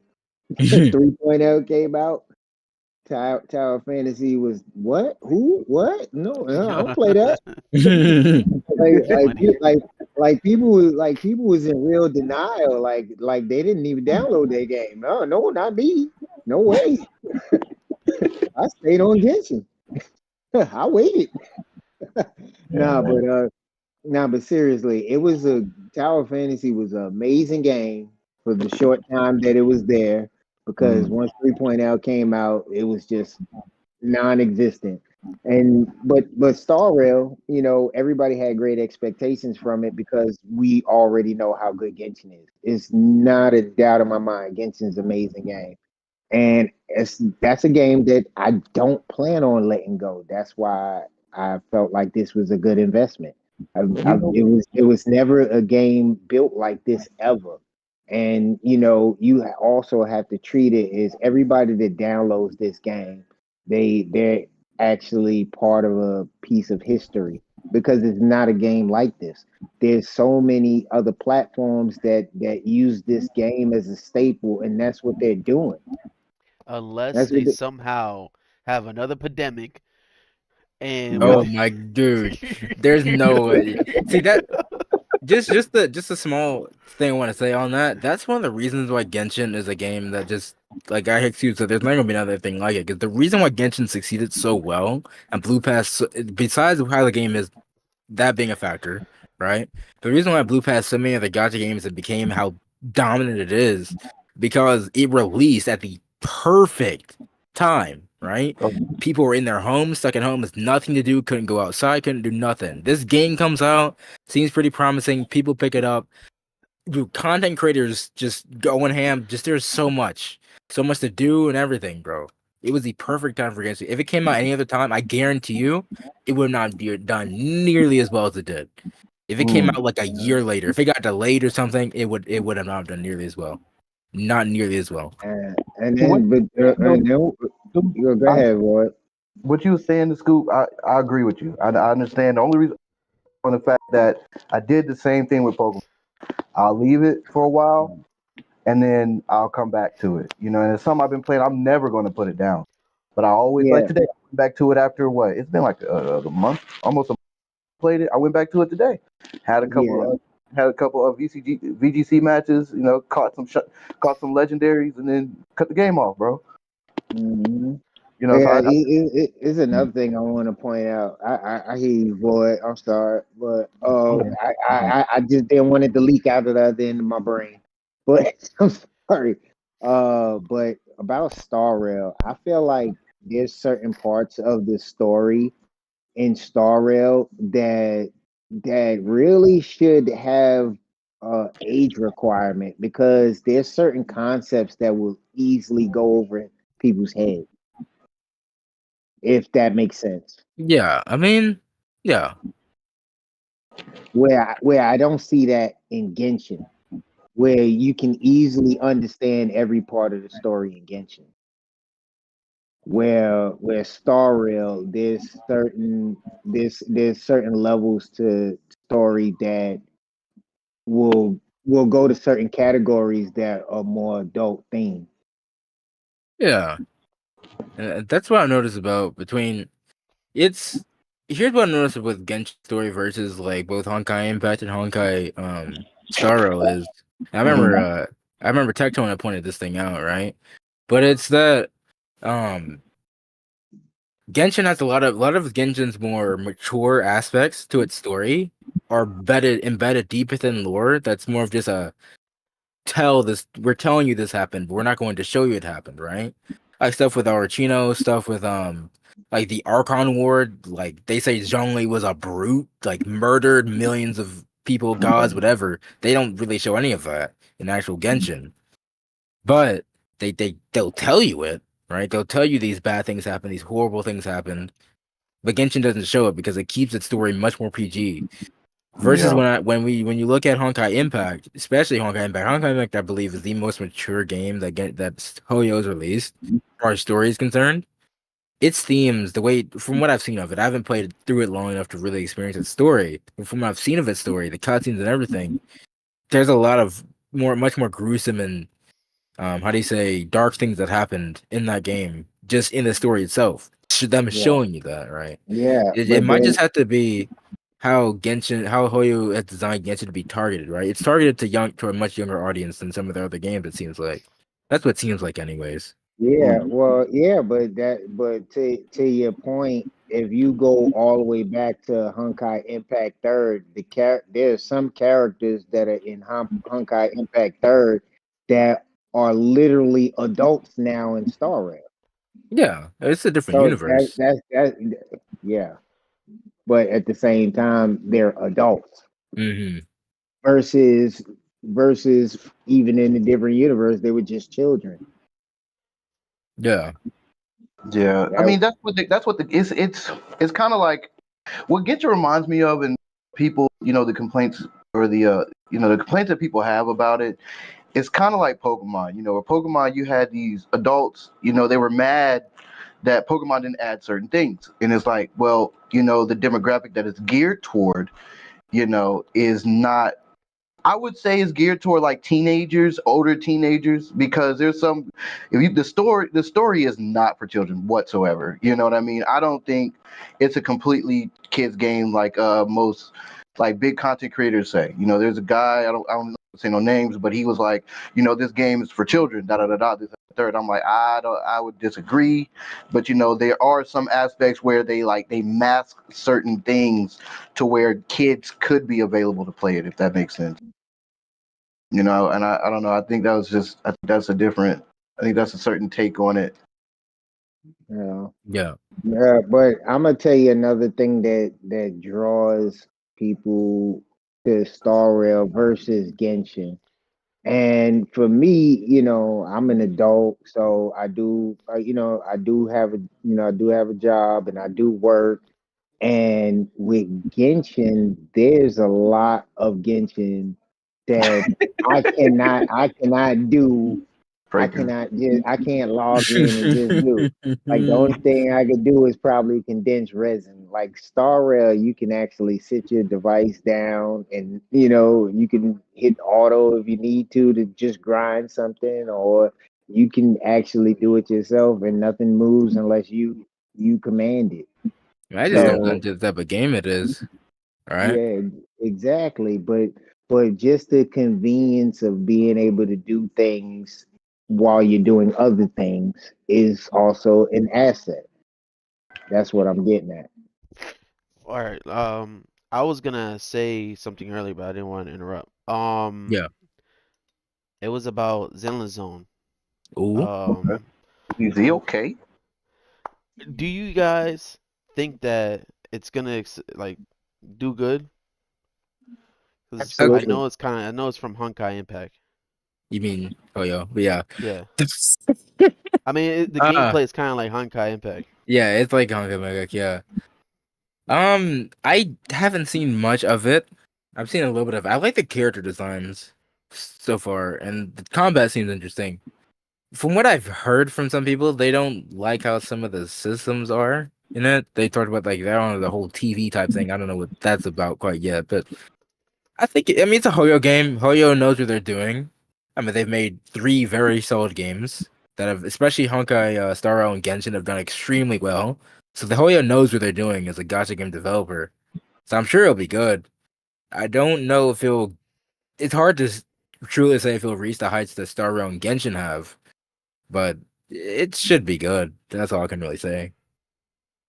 Yeah, I think it's just another game, but every year they've been making a game and it does really well. So Yeah. Yeah. So you just trust in the process. I Yeah, like mean, I said, they know what they're they doing. haven't, They know what they're doing. they haven't missed yet. I Yeah. mean, yeah, yeah. I mean, Yeah. there's one game they have that no one knows about. Do you guys know what Tears of Tamaris is? Have you I heard of heard that? about it through Yeah, I you. do. Yeah. Yeah, So if you never me. told me, if you never told me, I would have known. Dude, it's such a weird game. It's like it's very different from any other game Hoyo's made. There's actually two games. There's another game you guys probably don't know about that Hoyo's made. It was before Honkai Impact. But from Tears of Tamaris, it's literally just a male. It's like a male dating simulator type game. I think that's what it is. The only reason why I know about it is because Hoyo has made this app called Nova Desktop. I showed fam it. Basically, where you can get backgrounds from all their different games.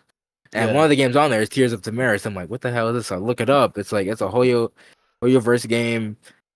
Deals with like male husbandos. I don't think there's any female characters in it. It's very different. Right? Yeah, but anybody could find that out because a lot of times, when people are like searching for games and they go in their app store, and there's that option that says other games by that company, they'll just list all the games. Yeah. Yeah. So yeah, it's easy to see what they've done. Yeah. But like I said, there's still no miss. I want to say this real quick. What? All right, 4.5 for Genshin. Do you think they're gonna get something more than those 3 wishes?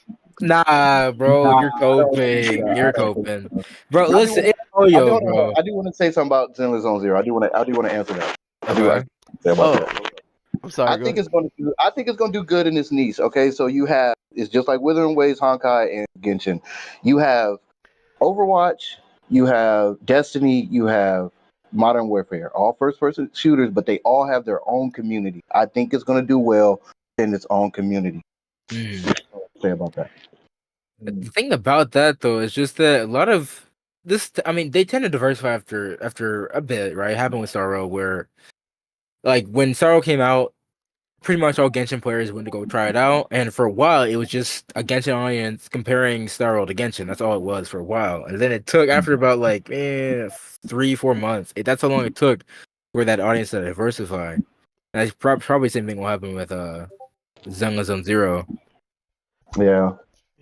But you know what's amazing though, that as successful as the Hoyoverse platform is, there's still so many people that don't even know what you're talking about. And what I mean by that is they be like, "Hey, what game you play?" I'm like, "Genshin Impact." Whoa, what is that? Bro, you know, there's a story.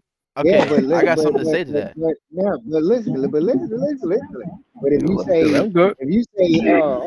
Cookie Cutter or AFK Arena or they know those games. Raid Shadow Legends. Nah. So here's what's going on about that. I got something to tell you about that. We're in the U.S. side. For us, we're in U.S. So if you go around like right now, if you go outside. You don't see nobody out here playing no gacha game. They're probably playing GTA or something. You know what I mean? That's what they would know around this area.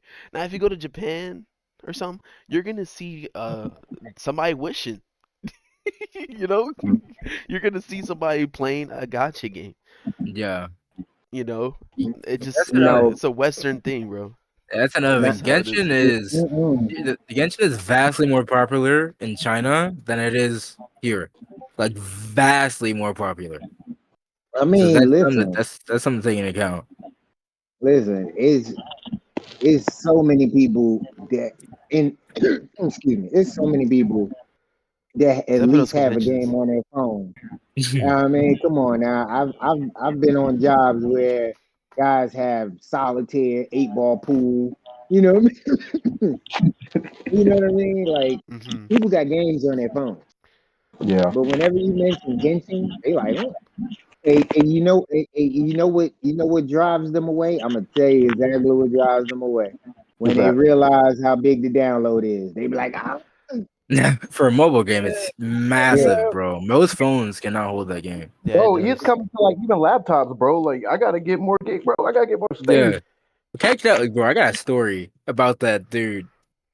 And when I was in my film classes in college, bro, my instructor would always ask, "Hey, what y'all watch today?" And I'm not much of a movie person. I mean, at the time when I was taking those classes, I wasn't watching much anime either, so I didn't really have some. So I'm just editing, right? They know like I edit videos. It's like, oh, so what you editing? I'm like, oh, for my YouTube. So what you doing on your YouTube?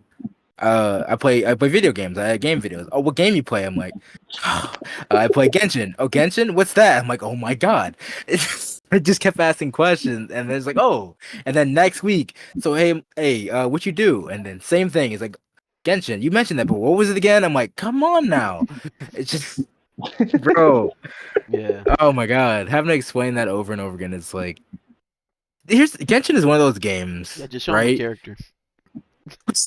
Genshin, real talk. No, Genshin is one of those games that it's a good game, but it's one of those games you one, don't tell people you play, and two, that you don't recommend to people. Yeah. Yeah. Why? I can hardly say. That's just how Genshin is. No, That's how it no, is. no, no, no, no. That's how it is for Listen, me, anyways. no, I'm gonna tell you exactly. Maybe it's just what me. I'm gonna tell you exactly what Genshin is. Genshin is the same thing as talking to a random person about anime. Like, you know what I mean? Yeah, that's exactly what it is. It's like, you know, it's like, matter of fact, the only time you actually have a conversation with somebody about anime is if you see a tattoo with Yeah. the anime character on there, or a symbol, or somebody's got a shirt with, you know, that's got the Itachi clan on there, or you know, I or, think or yeah. Yeah, but that's what it is. There's certain key things that you will identify, and basically, like, you'll know. They'll look at you, you'll look at them.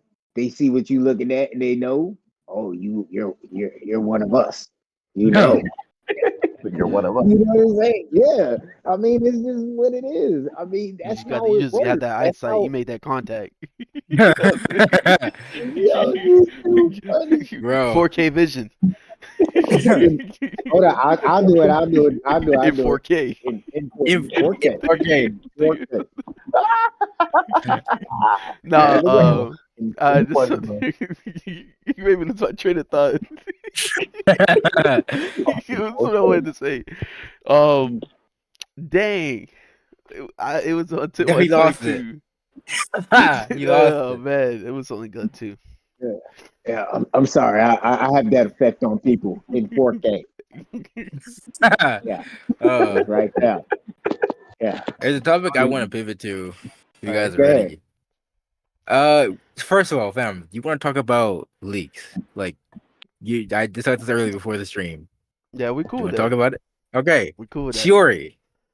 What do you guys think of Chiori? If you've seen what she can do, or have heard about what she can do, what do y'all think of her? Yeah, she's coming out 4.5. I'll put it like this. I'll go. I got you. I got you. I'm gonna say this real quick. I think she's another good of Geo. If you don't like her, Geo's just not for you. That's all I'm So saying. my take is this. I'm ready. I've been ready for this one. My take is, I'm so glad I could pull for a weapon for Albedo. Dang. That is true. That is true, though. That's true, though. He didn't even care about the character. And what I would say about her, I think her kit's confusing. People don't know whether they should do attack or defense, it seems to me. So like it's kind of like that thing where like you know when you look up a character, it would say scale of HP, but it also says attack. You know? Yeah, that's yep.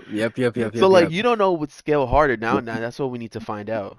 You know? And, Yeah, I mean they're grabbers do their job. yeah, they gotta do their job. But right now, I don't like that part of it. But Yeah. like you said, I really want that weapon for Farina. Yeah. Yeah. That's the thing about. I want to talk about her weapon for a sec before I get into my thoughts on Chiori. The fact, like, from what we've read of Chiori's weapon, Albedo may have a new Bastion slot, and that's kind of interesting because Albedo's never had a good 5-star. Like there is Mistwitter sure, J Cutter sure, but they're crit statistics. He doesn't really make the most use of them up like other characters do because one, he's on an attack scaler, so that's a big thing, right? Okay. Yeah, it was very And- big because why? Because there's so many people that don't have Cinnabar Spindle. There's so many people that don't have Festering Desire. You know Yeah. what I'm saying? That, I mean- you know, that was something that Phantom pointed out a long time ago. I'm surprised he didn't bring it up. Why do you not give us the old story content? Yeah. Like Phantom said it so many times. He does not Podcast, care yep. about the rewards. He just wants to be involved in that part of the story. Like that was essential the very first time you meet Scaramouche while Mona like ready to go to blows. You know what I mean? Like that was like the first time you actually seen Mona just like really serious. Mm-hmm. You Trying to hold the sauce, know, man. Let me talk. we got a lot more shows, man. No play. No play. Oh man. nah, but I feel Phantom on that. Like why as a Wanderer main not actually experience the first encounter of Scaramouche? Like that's something that he won't ever get back unless that gets fixed. All right, let's talk about it, Yeah. man. I want to say Well, this. hold on. All right, Hold on. go ahead. You see my stuff about yours. Yo, Shit, go ahead, man. I want to say this. All I gotta say about Chori is I think here's the thing about Chori. From what I've heard, I haven't fully read into her kit too much, but I do know what she does, how she does it, right? She's gotten 3 nerves. I'm counting on my fingers right now. She's gotten 3 nerves. She's possibly gonna be a standard bender character. It's like people calling it 3.5, the 0.5 hertz, because she's releasing on 0.5. Data way back when released on 3.5. There's that whole thing. But if real talk, I'm more interested in her. I'm interested in her. Don't get me wrong. I'm purposely skipping, or I skipped now because now it's Shadow Banner. I've skipped Cloud Retain on my main account to pull Chiora because not for her kit, but mostly for the fact that she has dual swords and her voice and design are immaculate. Like her outfit are immaculate, right? But I as far as like actual game mechanics go, I'm more interested in her weapon than her.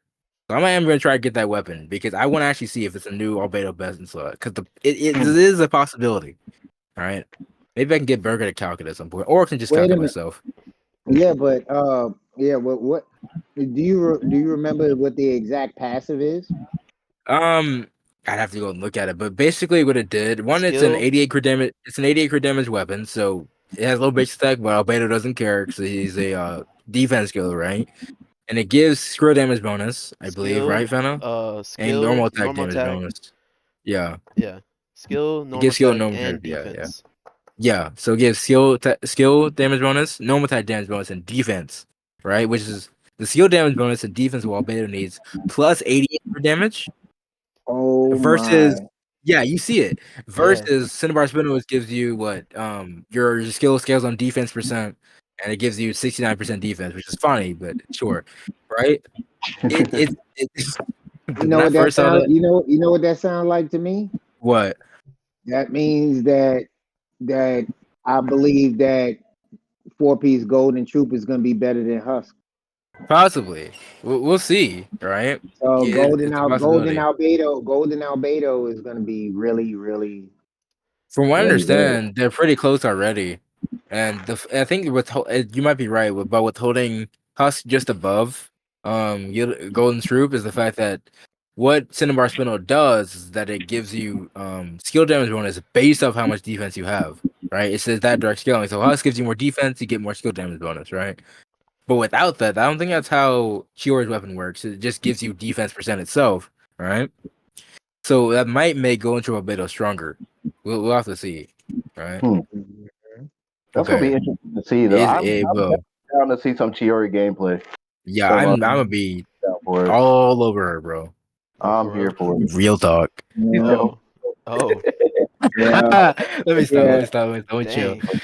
Nah, as far as I'm not on the banner no more, Navia. Yeah. So now you're a Geo main, huh? I mean, I do have. No, it's funny. No, I'm not. But here's what's funny about that. I have every Geo character in the game. I have every. That's only the case for Geo right now. I think I might have every Electro. I think, but I have every Geo character. Dang, every Geo character. I'm telling you. Yeah. Electro's all good. Electro's all good. Triple Crown Hutao, Triple Crown C5R1 Wemia. You have nothing on me. I got a Hutao profile pic, bro. Like Lenny. Percy ain't got nothing on me, bro. That man's a fake. No, that's the thing. Just call him Lenny, bro. Whoa. Just call him Lenny, bro. Hey, listen, man. All I'm gonna ask while it's fresh on my mind, like for those that go to Kinku stream to get their characters reviewed, if you see me in the chat and you decide to want to showcase an electro character, could you Show do me all a the favor? He's trying to get one. He wants to get motivated. Show. Just take your electro goblet off. Nah, Nah, keep it brother. on. Come on, We gotta Keep it see on, what's bro. going We on. gotta. You I gotta gotta. motivate him to I get gotta back do in the that review vein, properly, bro. bro. I gotta Motivate do him, the bro. review We properly, gotta see bro. it, bro. We gotta You gotta see it. motivate him. We gotta see Hey, that, look. bro. You just gotta Hey, close you your can, eyes, my boy. man, come on now. You can type the stats in the chat. He said, Nah, type but that. I wanted to say something earlier about that. What you were saying, piggyback off of the story thing. Mm-hmm. Star Rail, man, like it just makes me like disappointed with Genshin does not do it. We're talking about updates, events from 1.1 or like Yeah, that's 1.2 that we would never know. crazy, We bro. would never know unless she was there. There's people out here just living their life, never knew Albedo. Best life. They never knew Albedo did what he did in Eh, Dragon Spine. yeah, 2.3. There's people out there. I've never seen that freaking Albedo fight, bro. There's people People out never there. these people never knew Scaramouche was in the game back in 1.1. They don't even People know don't know there's a that. golden archipelago, whatever you call that thing. That's true. Wait, if that never comes back, they'll never know that. See, people will never know Think about that, bro. People will never know that Shinha is Gaming because of the event. When they miss it, they're never gonna know that. They're not Dude, gonna know the relationship. that Wait, is say that so again? blower. Wait, what did you say? Yeah, what did you say? I heard Shenna's Gaming. That's not right. What'd you say? Oh, y'all don't know? Well, I'm spoiling it. Y'all should have played it. So Shinha is Gaming's aunt. Well, he calls her Aunt Shinha. Oh, okay. Like, Wait, Carl wait. Does Shinha that mean that Chong Yun and Gaming are related? No. Are you Wait, sure? because I don't think no, so. Chong Yun No, says so that Shenna is his auntie. Gaming in the story, in the little story quest, the event story quest, he Okay. says Aunt Shinha. He says Auntie Shinha. You sure? That's what You sure it wasn't Chong Yun, bro? I don't it know. wasn't Because Chung. No. It was Shinha. Shinha. Shenhe with Chung Yun. Chung Shenna is Yun. Chong Yun's auntie. No. Chung Yun wasn't even in the story quest. I don't I'm talking know, about this man. event. I This gotta Lantern watch Light that. event.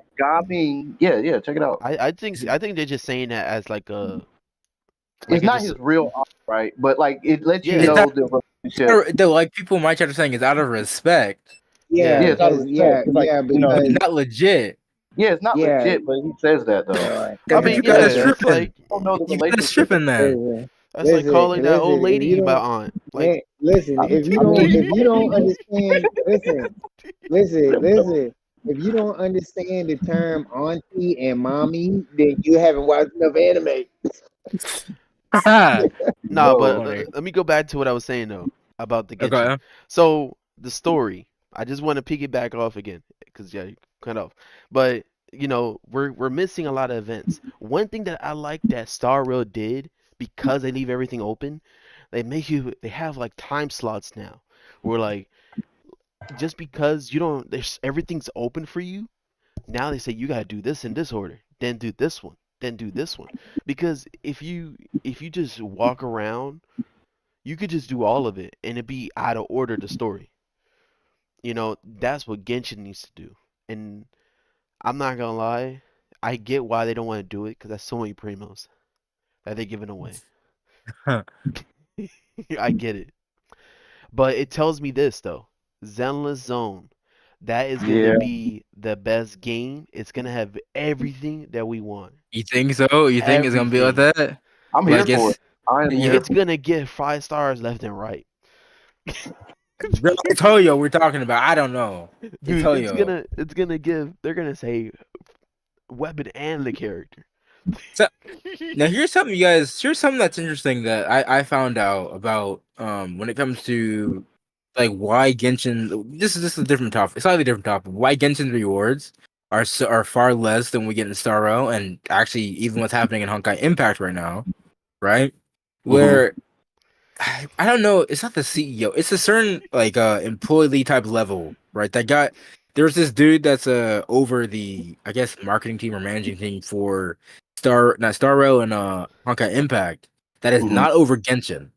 the person that's over Genshin was over Honkai Impact at one point, but then he's not anymore, and then a new guy is now.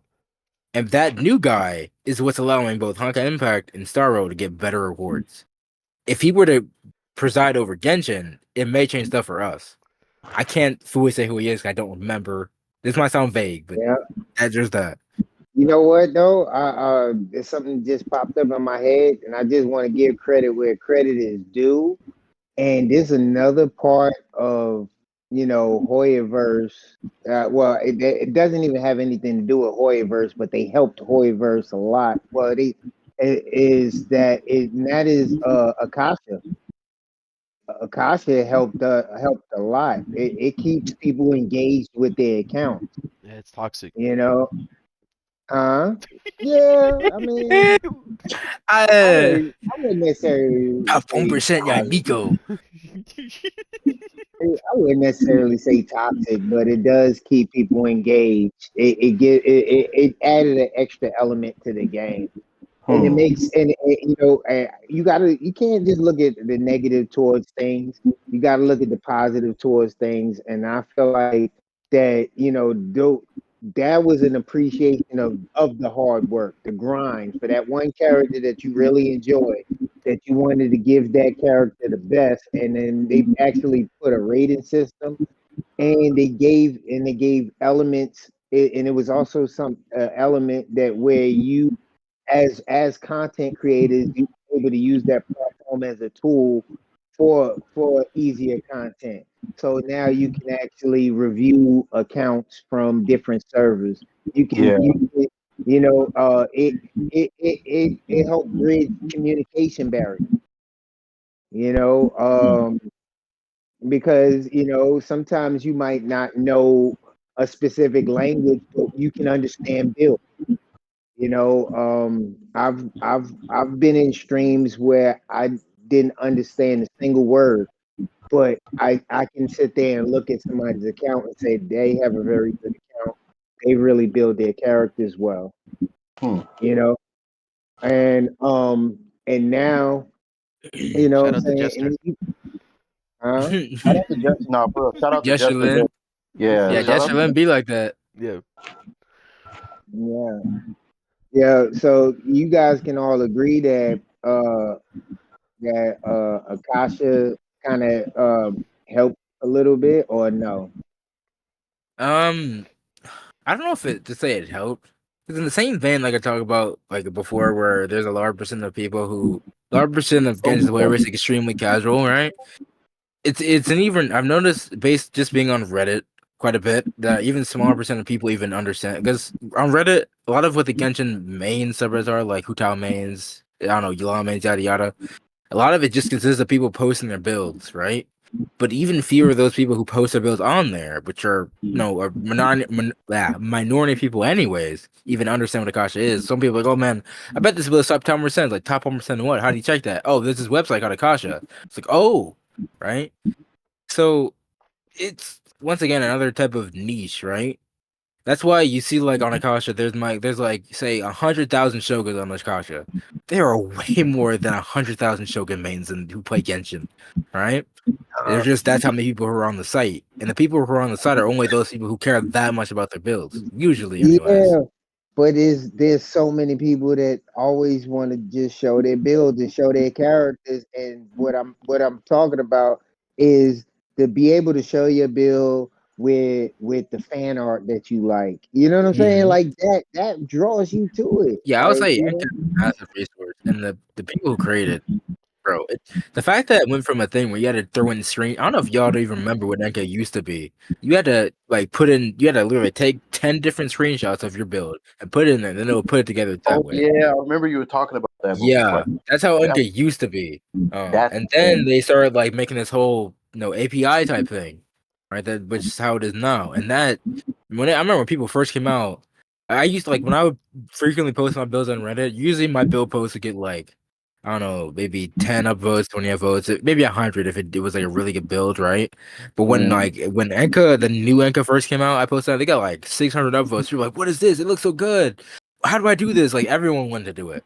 No one wanted to sit down and do 10 screenshots because that's so much. It's so tedious for every village you put on there, right? And it just got better. It's a fantastic resource, right? I will say that much, especially for reviewing accounts. It helps a lot, but even beyond that, great resource. Oh, I did want to point out before Phantom speak that we are all looking at chat, so don't be discouraging and not type in the chat. We are looking at chat. I've been responding to my chat just by typing in rather than talking over people. And I let them know. They know they're actually. Oh, it's pretty cool. Yeah, I was gonna say just now, like how Kinkle said about I appreciate everybody. you know, there's a lot more casual players than you think. There's people that really only like to do teapot, bro. And I've come to realization to that. Yeah.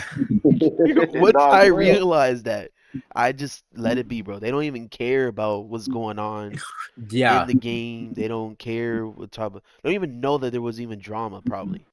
They're just worried about getting their cloud retainer, getting Zhao. They're worried about that type of stuff. That's all they want. And yeah, we just need David Chang in our side, cause that dude in Star Rail, he's doing good. He needs to come here, give us more pulls, man. Yeah. Yeah. Yeah. Oh yeah. But you know what though? To be honest with y'all, like, off stream, we've all had discussions in the group, and we just want to let y'all know that we are not the type of people that want to marry any of our characters. I just want to let you guys know Maybe that Phantom with Yelan. We do not fantasize about our characters. Hey, yo, that's not. You know what I'm saying? We just play the game. Trying to see something. You know, I know some of y'all be, jumping in different people's streams, and they be sitting there having body pillows, and they be talking about taking their characters out on dates, and you know what I'm saying? That's too violent. I gotta do that Yelan cosplay.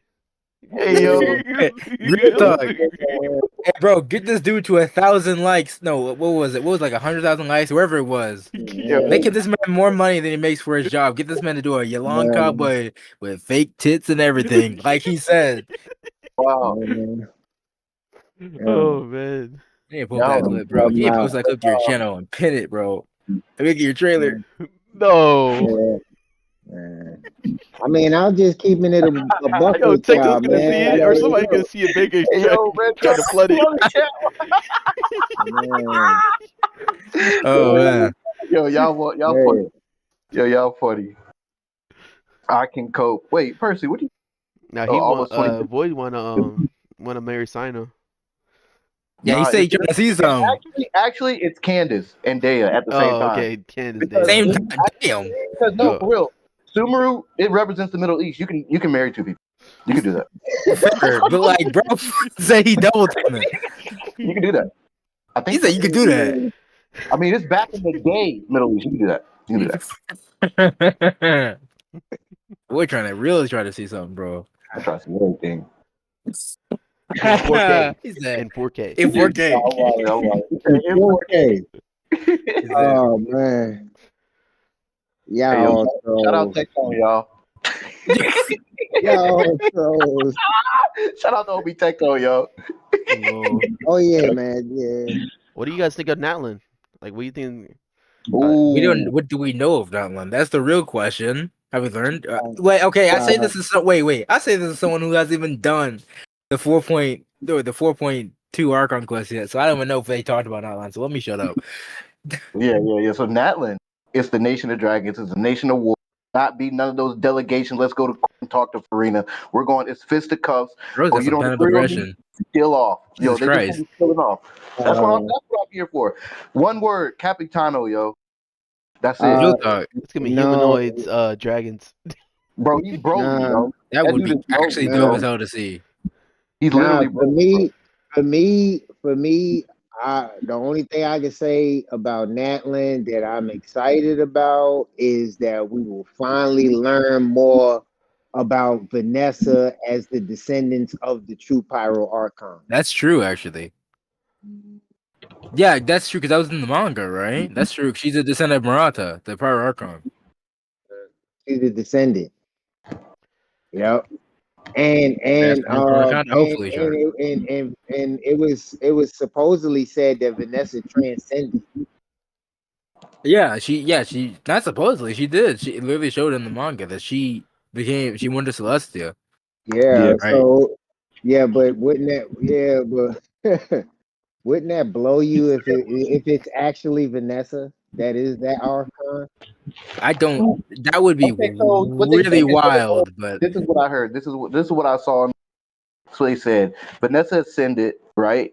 But then this I think it's a theory. She came back and she's like that eagle that watches over Mondstadt. no, that's not a theory. That's how it is. That showed it in the manga. well, She became the eagle of the West. I think it was one of the so four she's winds that of eagle Mondstadt. Wow, Yelan Hey cosplay yo, fun. Sleepy with the dono. Yeah, hold on, Wait! Someone donated.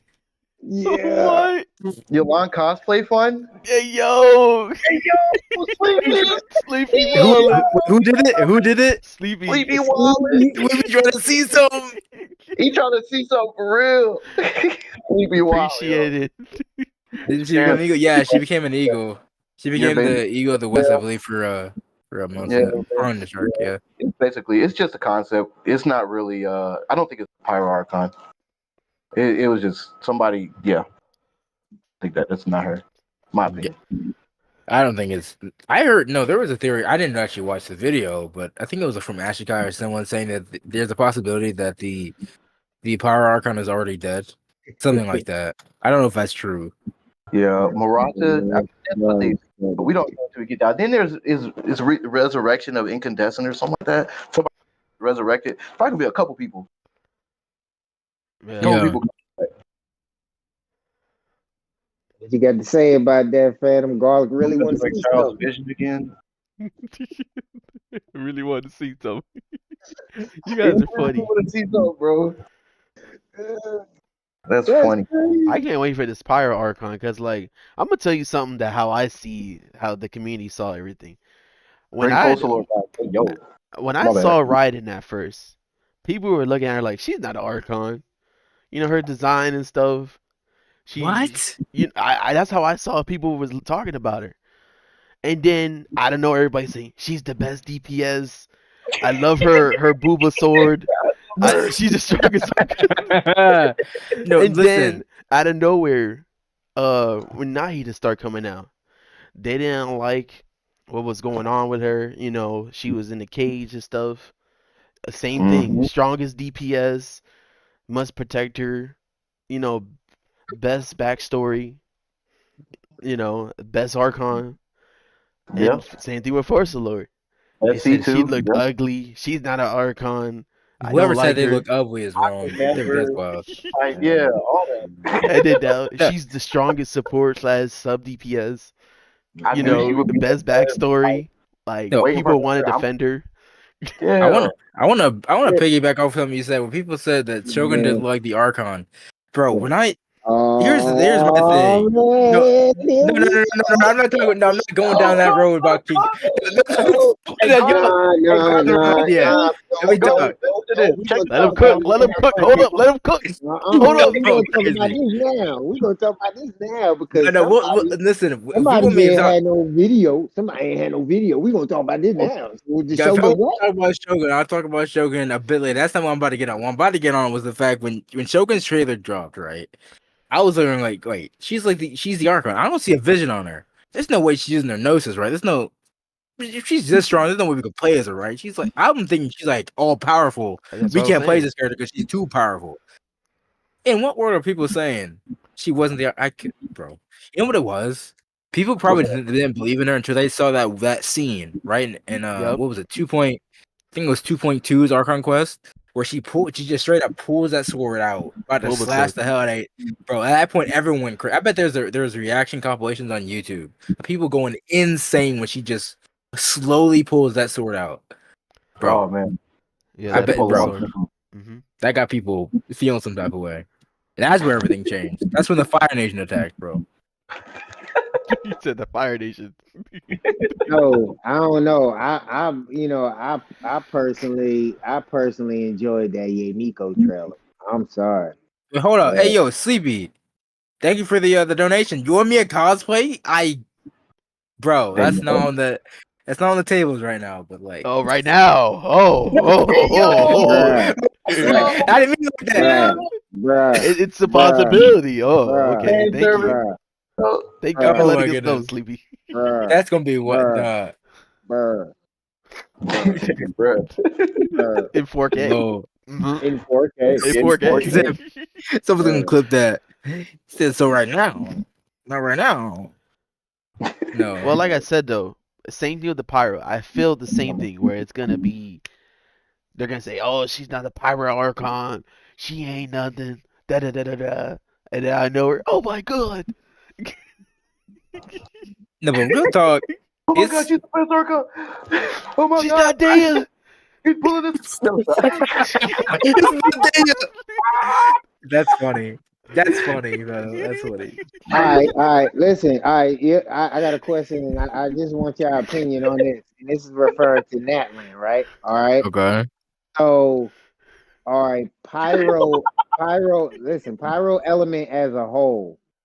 Let's just be real. As far as the pyro characters, like, yeah, we're happy for Lenny, but other than that, like, there's really no. Pyro is really kind of weak. You know what I'm saying? It is. Will Natland make pyro? Wait, What? okay. Hold on. Now would Natland change the rankings in pyro?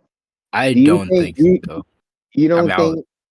You don't think? I got something Natland to say to that. I was just say this about Pyro in general, because I know Void feeling like what Pyro weak. That's what it seems like Void's like right now. Yeah. Here's the thing about let me cook on this for a sec. As a I'm about to let Pyro you main, cook, but I'm gonna say something. Yeah, I got let me tell you about Pyro as a Pyro main. First year experience, bro. Pyro as an element is weak, mainly because it relies on the strength of its characters, right? Mhm. If look at Dea, bro. She's a Pyro character. Her damage sucks. Well, when she came out, because she had no one she could support, she was a shit character, right? Because that's what Pyro is. The only reaction it has that's good before Shivers came out was Vape. And if you won't do good damage in Vape, or you won't have any support capabilities like Bennett, well, you're a shit character. That's how Pyro is. Jin Yan's garbage. Dea's not that great. She's decent support, but not that great. Like Yanfei, not Yan. Why did I say Yanfei? Who was I thinking of? Still, like, yeah, but Yanfei's strong. yeah, I didn't mean to say Yanfei. That's not what I meant. Yanfei's a dog. Oh, Yanfei's actually good. She was the best Yeah. 4-star besides Jingling, and now there's Gami, so not anymore. But still, like, Pyro relies on the strength of its characters to be good. If the character themselves are not that great of a character, then it won't work. Unlike something like Hydro, where as long as a Hydro character can decently apply Hydro, like just barely, like enough. Like, for example, Barbara. Like we shit on Barbara, but reality is for a free to play player, she's a good unit. She's a decent unit because she can apply Hydro, and Hydro's reactions are just that good. All Pyro right. doesn't have that. What That's I the think? issue. Go ahead, Phantom. I want to say this Oh, real eager, quick Jesus. before I forget. Look, so how I see Natlan, we're talking about Natlan Pyro characters. How Genshin likes to do this stuff. This is what Genshin likes to do, and this is something that I noticed. They like to release a character during the update right now that's going to support the character in the future update. You know, That is true. Shoverus.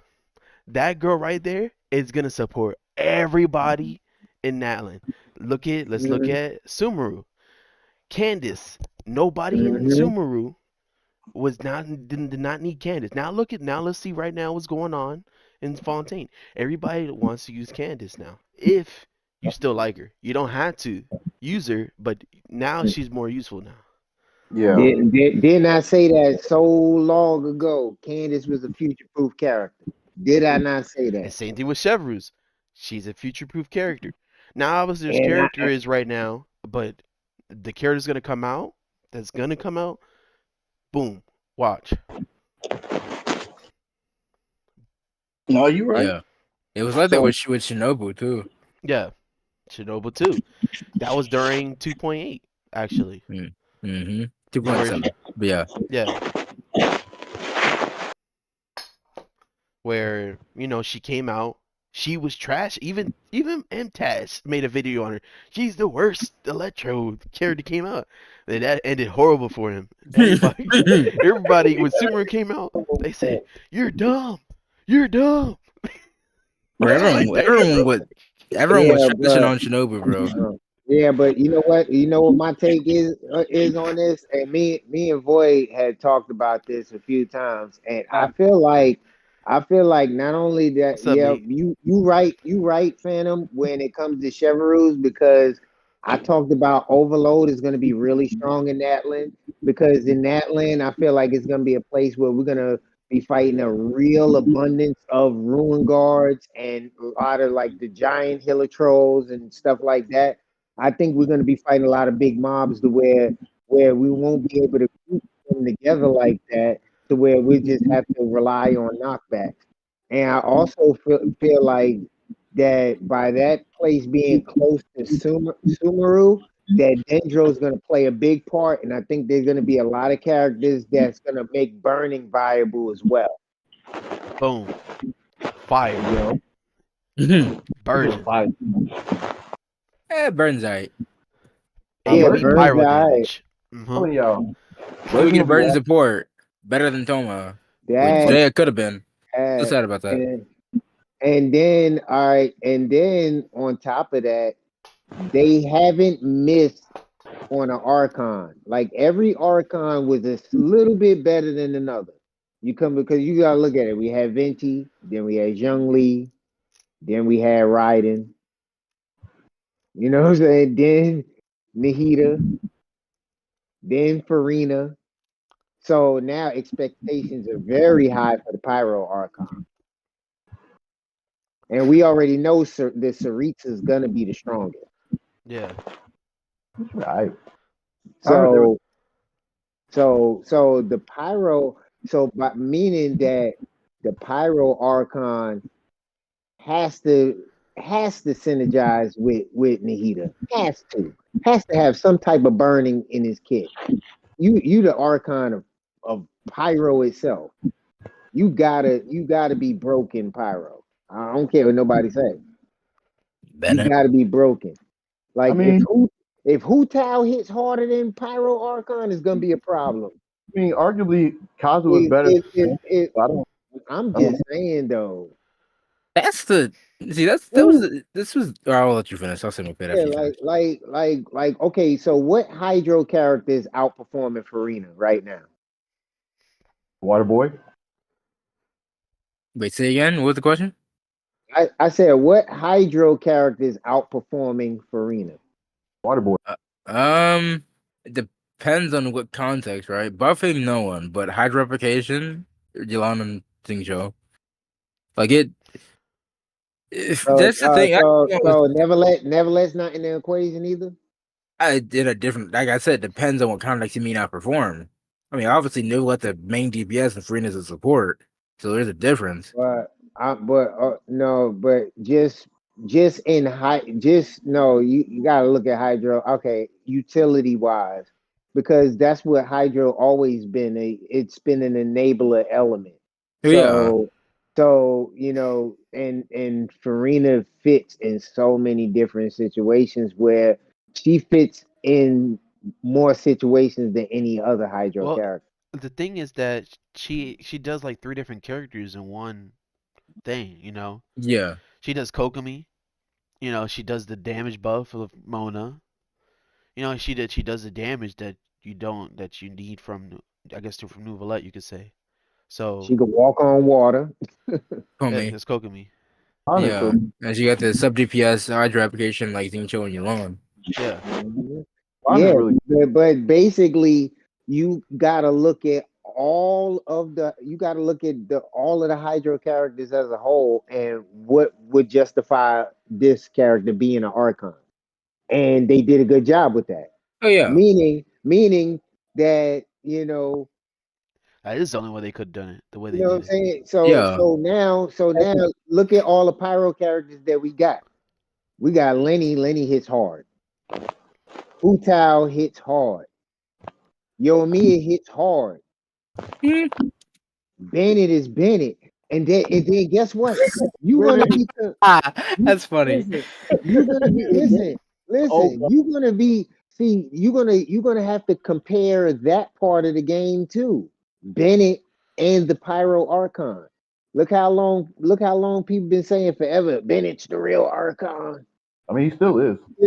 But He's the main- That's I just you though. so That's just Yeah, you. that's just so Now I agree too. yeah. Maybe. Yeah, so with that narrative, I'm pretty sure those developers heard that before. For me, it's Charus. No, I'm playing. Sure. What? Is that first of all characters? I'm just trolling. Yeah. No, but I mean, here's the thing, right? When it came to Farina, right? Way back when, like I think it was like 4 or 5 months before Farina came out, even before her release came out, I did a poll talking about what people think the Hydra Archon's abilities would be. I said, would she be a DPS, a sub DPS, or support, or a combination of all three?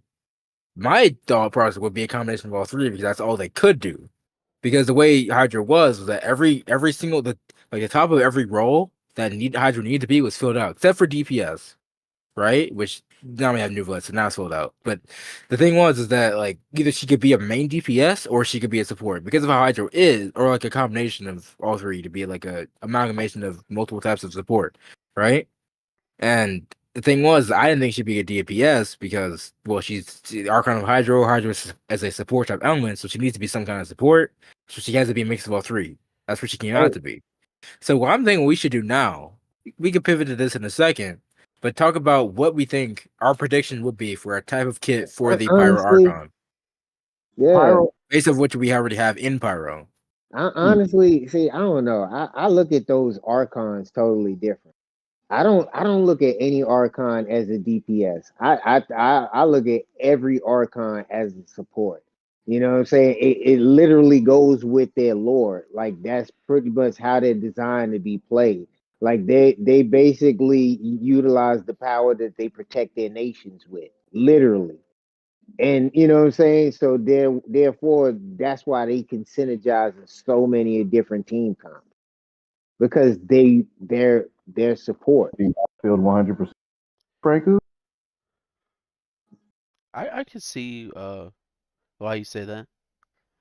Yeah, I agree with that. I can kind of agree with that. Do you think all Archons so far are sub? Wait, Hello? you're cutting out. You're You're cutting cutting out, out. Void. Yeah. Say again, Void. I said all Archons. Can you hear me? Yeah.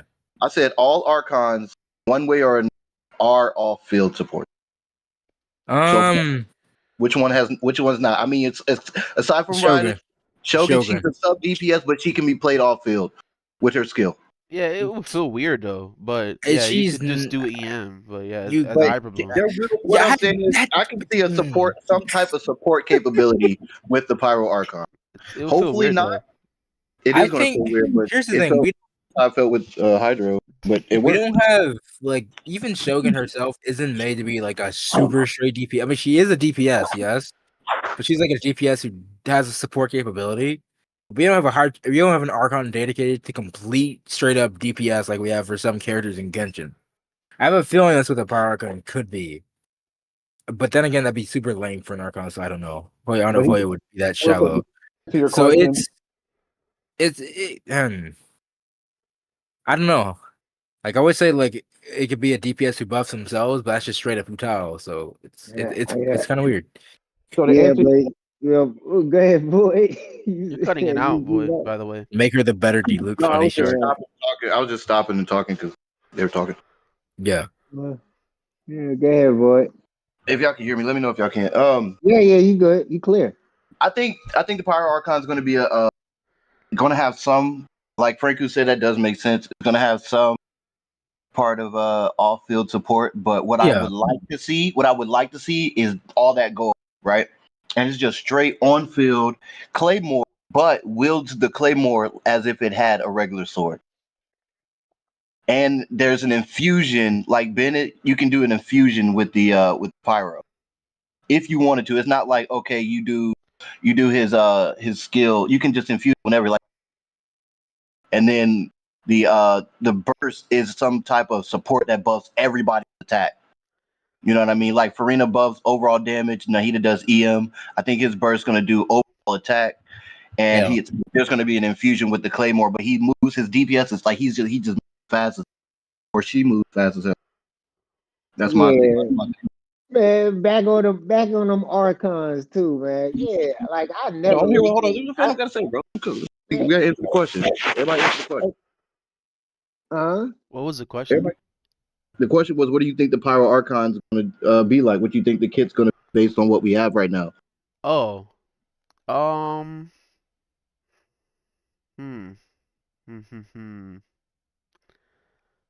Damn, I kind of confused on that. I honestly wouldn't know. All right. They kind of got everything. That's what happened with Hydro. Well, look, okay, so there's a couple of ways that we can get close to what it is. Okay, for one, I think it's gonna be normal for Natland characters to have at least 3K attack in their build normally. Like because just looking at the elemental resonance as attack percent. You know what I'm saying? Like I do believe that these characters are going to have extremely high base attack requirements. You know, where almost similar to a Shenhei build, where the characters are going to rely a lot of probably attack percent substats. And they're going to do a lot of damage, and it's going to be a lot of front load damage. As far as that Archon, I just look at the Pyro Slime. They spit fireballs. Yeah, fair enough. They spit fireballs. That's simple. You know what? It also, you can also look at the Pyro Hypostasis. Also spits fireballs. Mm-hmm. Same with the Whopper Flower. Also spits fire, bro. Yeah, pretty much. I think it's gonna throw fireball. Dude, being like the height of like Topium/Hopium right here. What if like the Pyro gonna have like this there's the land of dragons, right? What if like for the birds they turn into like a dragon and breathe down fire or something? Oh my lord, that'd be like the most epic shit. Yeah, but Height of Hopium, but like I honestly got a feeling that it's gonna be like what Klee should have been. what's that supposed to mean? Klee should have been. Well, yeah. What do you mean? What should she have been? Well, Yanfei is a better version of Klee. I honestly feel that way because Klee was pretty strong, but the problem with Klee was more of a melee character than an actual catalyst user. You know what I'm saying? Strong catalyst user. And then when Yanfei came out, Yanfei was powerful, just like Klee's powerful. And I just think that just the pyro applications alone, I think it's gonna be in that nature. Where spitting fireballs is gonna be a kit, something similar to Klee's bombs. Yeah. Where it can disperse orbs around. Do you think the Pyro gonna be a Claymore or a catalyst? I think it's gonna be a catalyst. What do y'all? I'm thinking Claymore. What do y'all think? I think Claymore. I'm picking Claymore. So far, they've been doing Claymore. I would say either Claymore or Staff. We have too many Staff Archons, bro. We have Zhongli. I would say Claymore. The only reason I say Claymore because it's the Nation of War, gets high attack. Claymore usually tend to give high attack. Yeah. They're heavy hitting swords. I mean, I would assume. You know what? You guys got me thinking about that. Yep. Maybe it's a sword. Yeah. I think it is. No, I think it is Claymore because you got to look at D-Luke. You know what I'm saying? D-Luke is supposedly of Vanessa's descendant. Yeah, I think it's Claymore. I think it's gonna be. So what you think it's gonna be? A D loop? You know what I keep thinking of? Every time I just think of Power Archon. When you say Claymore, Power Archon, some people say melee, Shark saying melee. I keep Dea, bro. Dea? What if, let me speak for a second. What if we got like a better Dea? Like just straight up I'm I'm coping not letting right you now. cook. I'm I'm not letting you cook. Let me stop. He said he already messed the ingredients up. He said, He Dea. said that's too much. I am not letting you cook no more. Just stop. I'm on too much on the copium. No, no. Listen, bro, Dea power creep as the Archon. Dea power creep. Now What's Dea. up, Evans? Okay. A virgin support, what I always wanted. That's what. Hey, Now I'm straight up coping. Straight bro, up. coping. I am not letting you cook. That's what He said, get out of the kitchen, bro. Get out Nah, the kitchen. That's wild though. You never know, man. you must be a penny cone. We don't still. know. I'll get you out that dream world.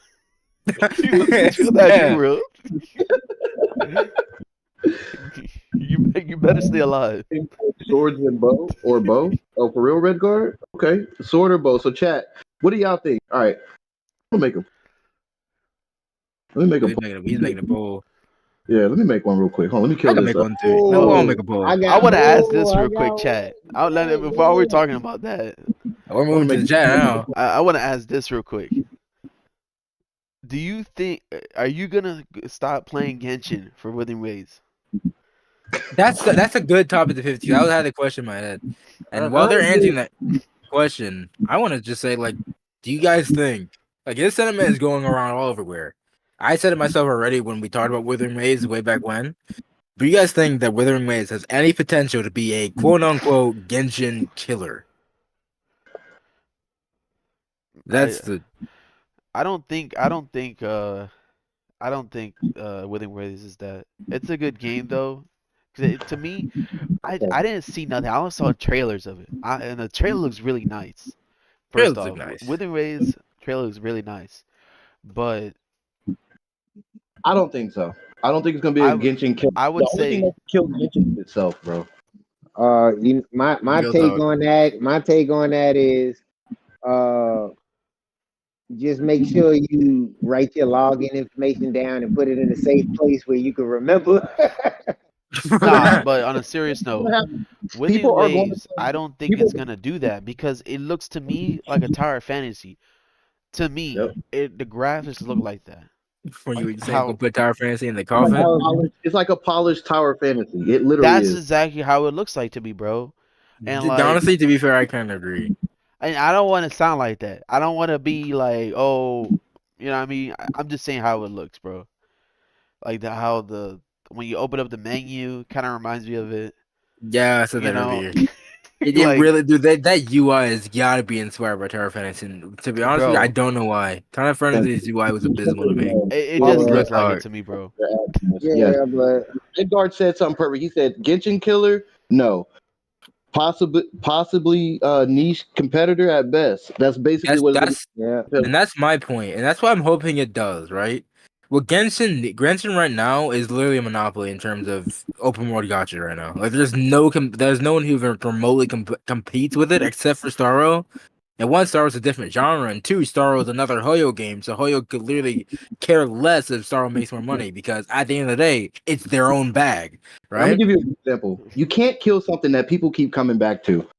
Everybody now, when it's dead, when Natlin comes out, watch Tectone reinstall it. Watch MTash reinstall. Everybody's gonna reinstall it again, bro.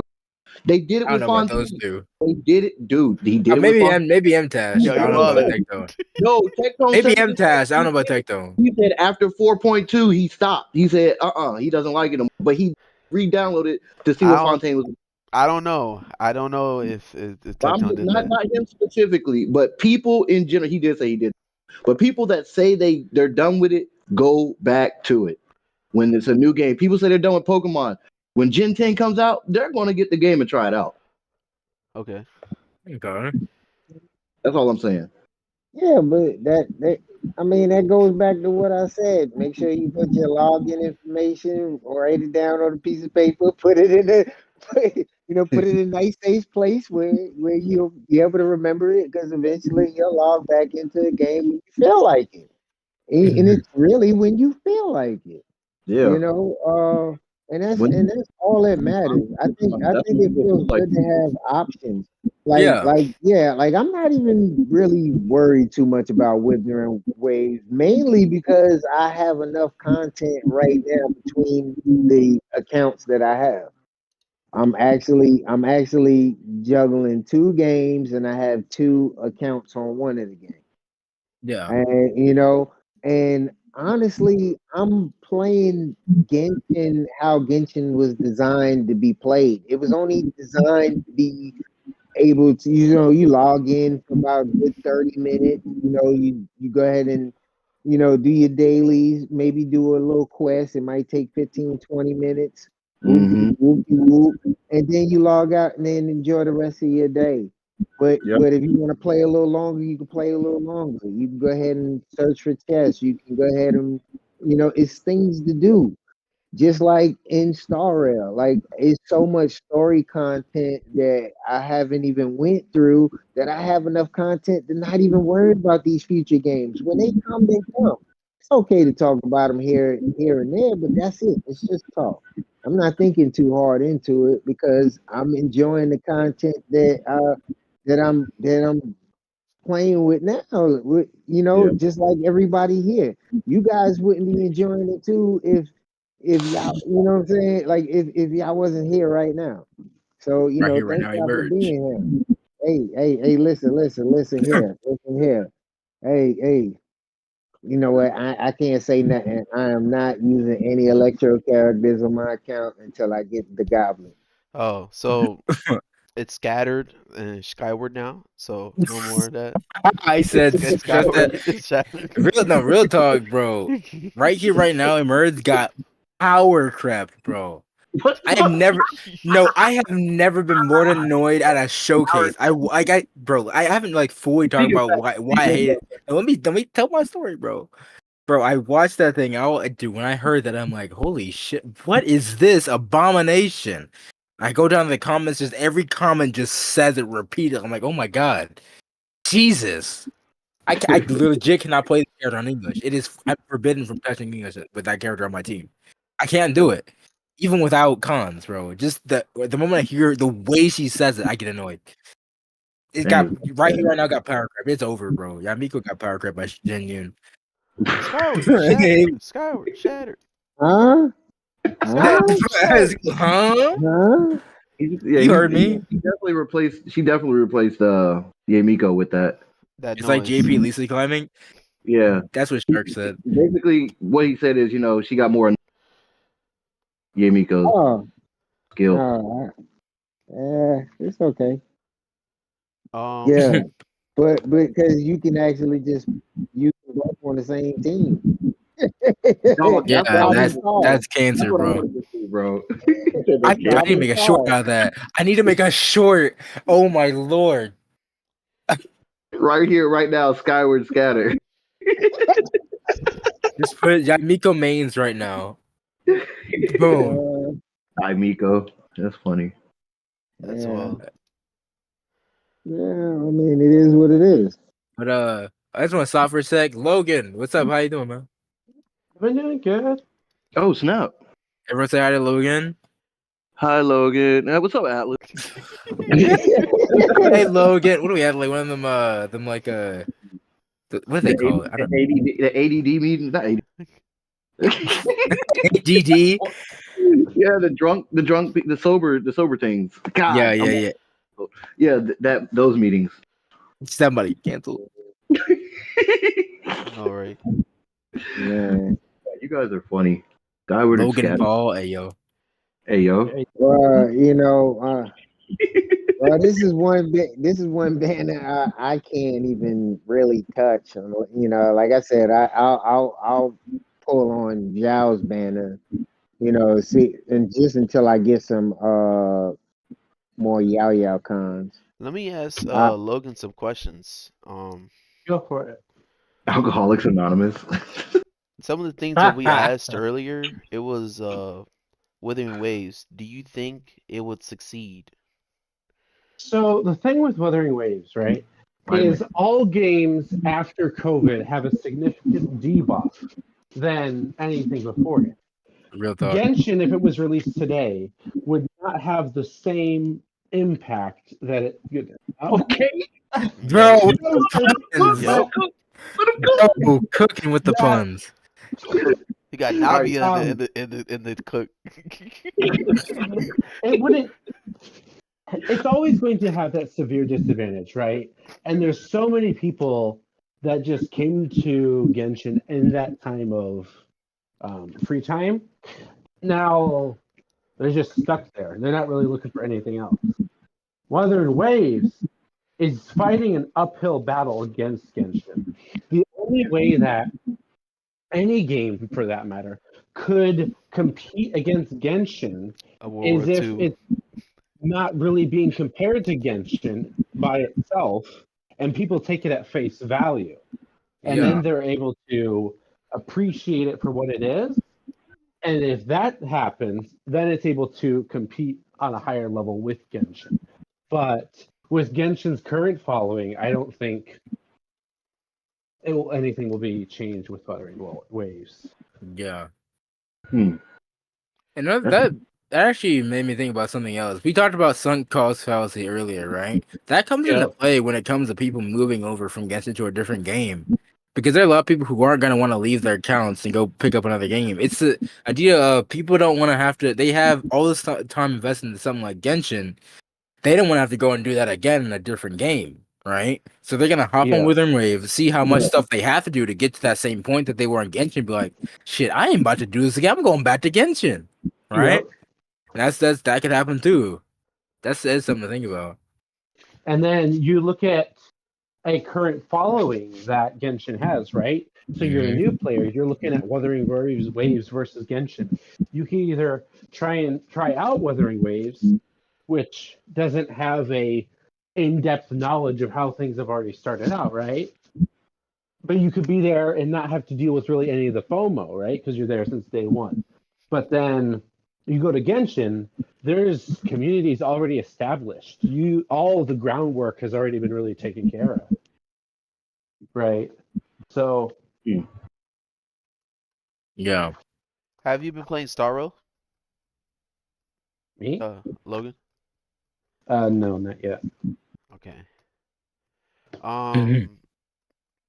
Have you played the 4.4 update on Genshin?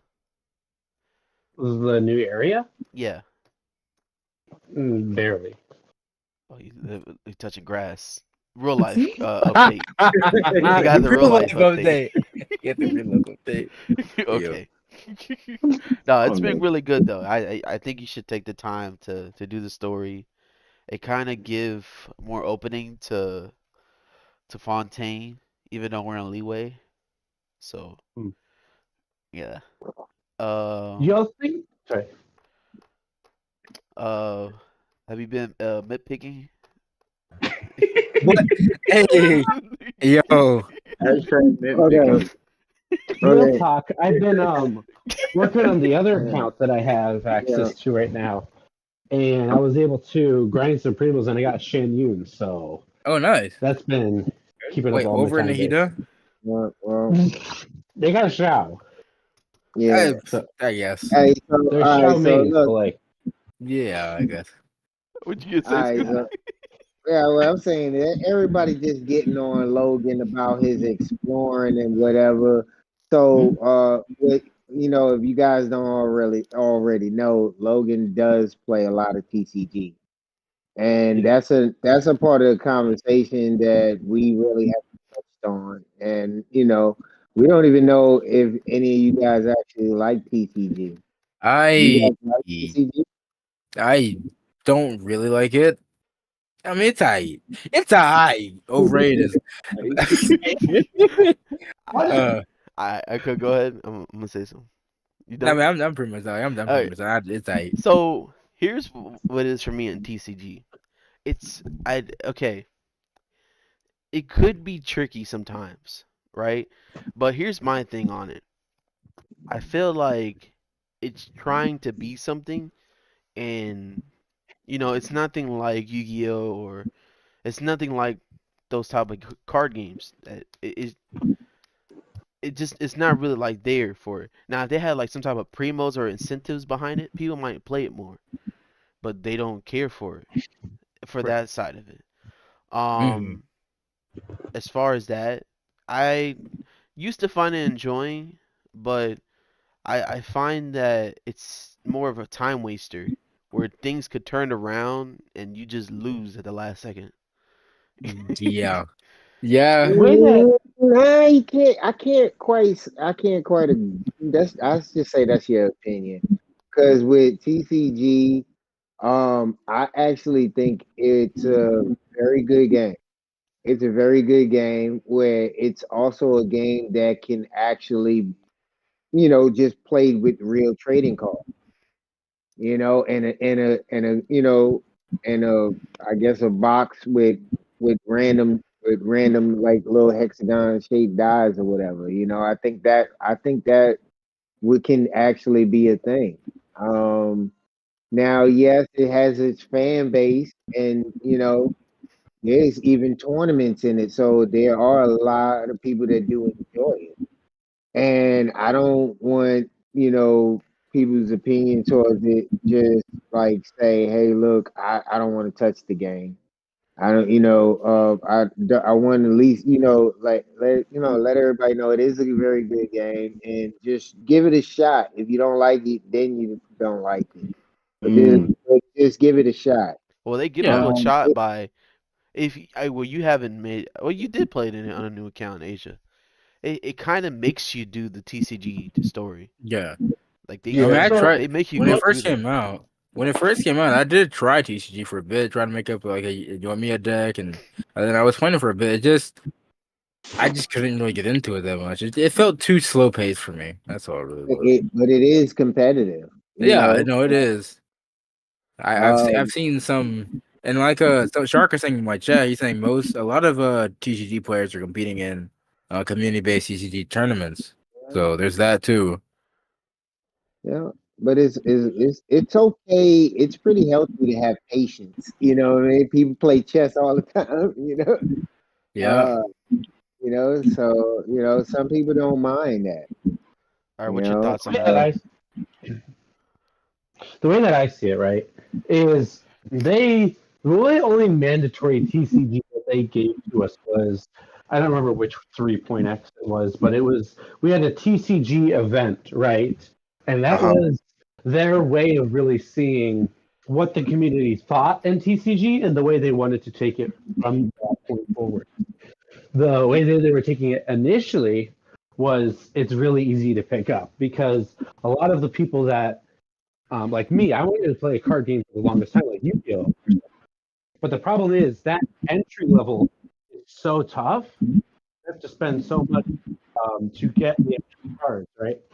This aims to give you an alternative to the no endgame content for people, which is why I think it takes so long or whatever. But just giving that alternate avenue for people that want to do something else, right? Yeah. Yeah. It's just the way that they took it after the TCG event went from applying to the newer player to the older players, where you get these niche and oddly specific cards that have longer descriptions, where you got cards that instead of just upon cast, draw 2 cards. Now it's when you have less than 2 cards in your hand, draw 2 cards, right? Like playing Uno. I like TCG though. I think if I like sit there and just like get into it, back into it, like I yeah, did. There was a period I did, and then I stopped. But I'm not opposed to TCG. I will. I'd rather play NPCs and get. What E cut out? I I feel said I'd like rather play NPCs before I face people. as they add more characters and new support cards, it's harder to play it. Well, 'cause you gotta keep up with it. That's all it is. It's It's like a like whole meta going on. It's like Yeah. it's the same kind of deal of playing a game like Genshin, and you start out with like there's only a few characters. You got like Tartak or something. You're playing in like 1 point, I don't know, with like 1.2 that it came out, whatever, 1.1, whatever, and then you come back, it's like 3.0. There's like 30 different new characters. I'm like, who the hell is good now? I don't know. How do I play this game now? What the hell is Dendro? What am I doing? Right? It's that kind of thing. You gotta get overwhelmed, and it becomes harder to get into it the longer you wait to get into it. Right? Right. Like it's really hard. The longer I take, longer the worse I'll be, right? You say it like All that. right. Go ahead, Scoop. I was just wondering, what's y'all adeptize level in y'all teapots? I'm level 10. 10. I'm pretty sure everyone's 10. And Level 6. No. Listen, I'm talking about how much adepti energy that you Oh. accumulate. Yeah. Oh, I got 30,000, 31,000. I don't know. I got like that. I gotta get on the 35,000, game, I bro. think. I don't remember. Logan probably But I- doing the thing he's Believe it doing. or He's not, probably I like played 40K. it. I'm like next to Logan with it. I played it a lot. Like you guys don't understand. I did- played it a no, I lot. I did the teapot a lot too. I spent like I think it was like a whole month building up my teapot. Trust me, I played it a lot until I ran to Logan. Yeah, I'm good. Oh, you talking about TCG? Yeah. Oh, I thought you were talking about teapot. Wait, what we talking about? I What thought we was talking you about talking teapot. I thought we was talking about teapot. Well, I'm so Oh. wait. Oh, TCG. What? Wait. I thought we're Wait. still on TCG. Wait, Yeah, Scoop, I don't know. we got lost in the sauce, bro. Are you talking about Teapot right now? Where are we at? Oh, we got lost in the sauce. I I don't thought we're know. still on TCG. As long as you keep your foot. Okay, repeat your question, Scoop. Repeat your question. Okay. Why are you laughing? You're laughing He at said your what- question. Bro said, what level is your adeptus in What your is that? teapot? Yeah. Okay, I what don't is know, that? bro. The little Yeah, bird. man. No, it's basically your depth energy is basically what you accumulate. I'm talking about after level 10 where your domain is like queen size, king size, like You what's your talking about a Teapot right that's now? what Yes, yeah. he's talking about teapot. He said it like Yes, 3 I got times. it. That's over, man. No, have you seen my world? It looks crazy. Have you seen it? Crazy, have you seen it? I didn't ask what it looked like, man. I just wanted to, what was the ranking? Was it Yeah, like it's maxed okay, out. so okay, so that means that your How much ranking are is their pets next out? basically so that means your adeptus says fit for a king. Yeah, I want to get the max amount of coins for. I need to get my artifact leveling and get my resin weekly. That's why I do it. He's trying to ask what your the depth energy level of your teapot is. Like it's based on like the amount of furniture It's like objects you have in there. 25k or 30k. There you go. That's the answer you look for. Okay. I don't know. It doesn't look beautiful though. I'll put it like this. Y'all's is higher than mine. How about that? Y'all's is better than mine. I'll say that. I actually spent time on mine to make it look nice. I I actually seen spent it. time. I don't know. Did I tell you about the Oh, whoops, my mic. the paintings you just put in there? Did you say crypto mining? What did you... No. The paintings. Yeah, You basically put a way these to. paintings in there, and then it's like Yeah, super the paint does efficient. look nice. You get like 6,000 from one room in the inside of the building, and you basically just get the max level for free. Yeah, He just gave y'all the sauce. So yeah. I mean, you can just like I bet Logan Park is like 40,000, 50,000 of depth energy if you wanted to doing that trick. If you want to, you can get like 100,000. I think I saw someone get like real talk. Dang. yeah, my world looks crazy, but yeah, I got like 25. It was like something up there. Sounds 20. like my Yomi account teapot. Everything's just everywhere. I like how the Fontaine one looks. It looks very nice. It Yeah, like, I does. like how you can go in between, like you can traverse. Yeah, that looked nice. Yeah, Swimming it through it. does, bro. That is dope. I'm not gonna lie. I'm not good enough for that one. You think there'll be like a tournament for teapots? People I have mean, done that. People have done that. They've done like T-Bar competitions. The people who they find the Shit, winners I would could like join it. bro, they. teapot competitions. That'll make me use it. That'll make me start doing. I'm No, not but gonna the lie. fact, like, bro, the Teapot community is crazy, bro.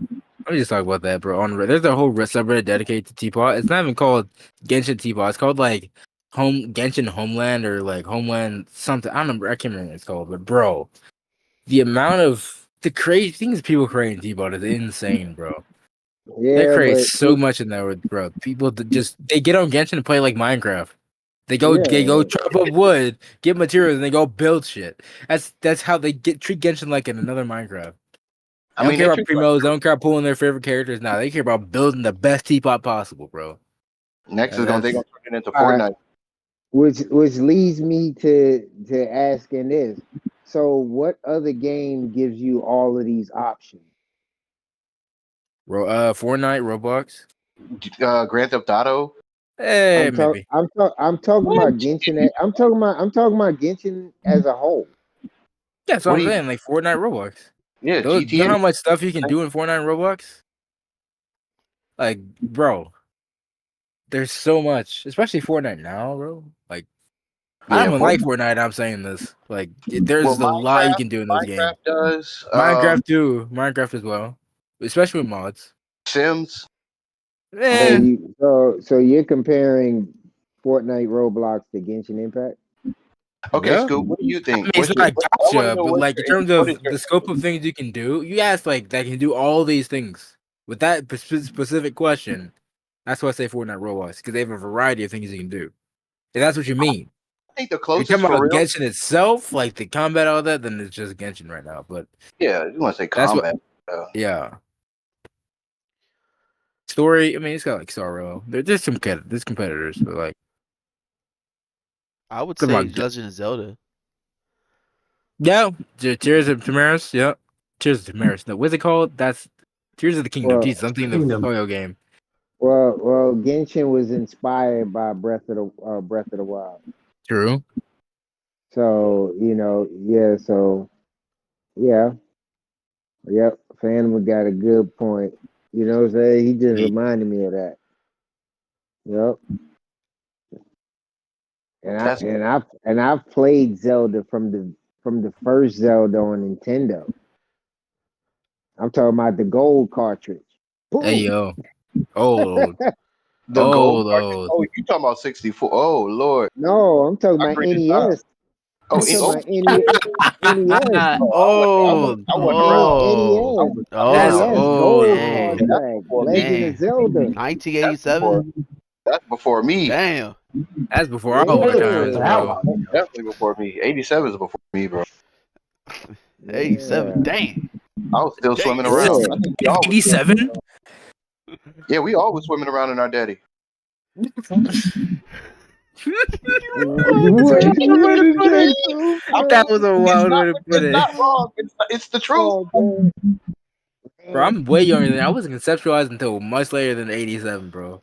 Bro, there was a whole bunch of rubbing out before you got me. I mean, had a reason. dude, we getting wild now. Getting a little wild now. man. Hey, bro, but for real though, that's all of us. Man. Hey, Percy, come over here. You got to come get this. Over here, Percy.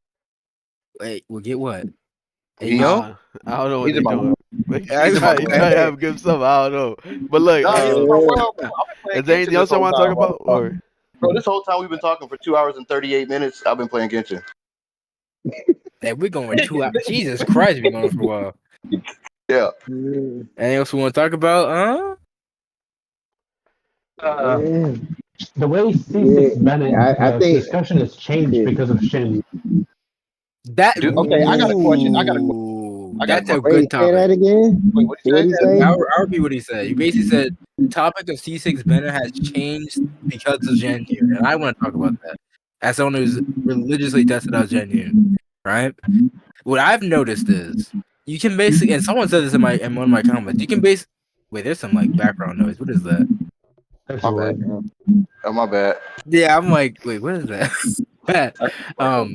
Basically, you can get any character to do at least like 150. I mean, from like a C0 Genuine, 150 to 200k with just this combo: Farina, Genuine, Bennett. That is a core now. Well, C6 Bennett. That's a core now. That's how like I can literally get Idol to do 400k with just that combo. Like it's, I mean, that's with the C2 Genuine and a C6 Farina, but still, it's a crazy thing. But C6 Bennett is actually a reliable thing now. So much so that Pyro Zhao, like C6 Bennett with Zhao, is potentially stronger than Zhao with his strongest team, which is C6 Farazan, Zhanyu, and Frino, which is crazy. But that's kind of the reality. C6 Bennett now is kind of a meta thing. It might be a little Wait a meta. minute. You said what was Zhao's strongest team? Zhao's current strongest team is him, C6 Farazan. Oh no, my mouse. Oh, he's back. Okay. Welcome back from the spiralabyss. I dropped my mouse. You dropped your what? My mouse. Oh, it made you disconnect? Funny. Yeah. But yeah, no, like I said, it's Zhao Farazan C6, Zhenyun, Farina. That is his strongest team by far. Well, I say by far, but then Power Zhao, which is it would just be him, C6 Bennett. Basically just placing C6 Farazan for C6 Bennett, and it potentially stronger. Right? Put it this way, when I was testing out Zhao on Convex's account, before this whole Abyss buff came in, when I'm doing 300k with Zhao, I was doing 200k plunges with Zhao with that team, the Farazan, Zhenyun, Farina team, right? With Bennett, I'm doing over 300k per plunge. Yeah, but have you did any tests with for Albedo? I'll bet. I mean, I don't think he even. I haven't checked his albedo cons. I don't know what con his albedo is. Yeah, because that's the topic of discussion because that's what his C4 does. It increases plunge attack damage.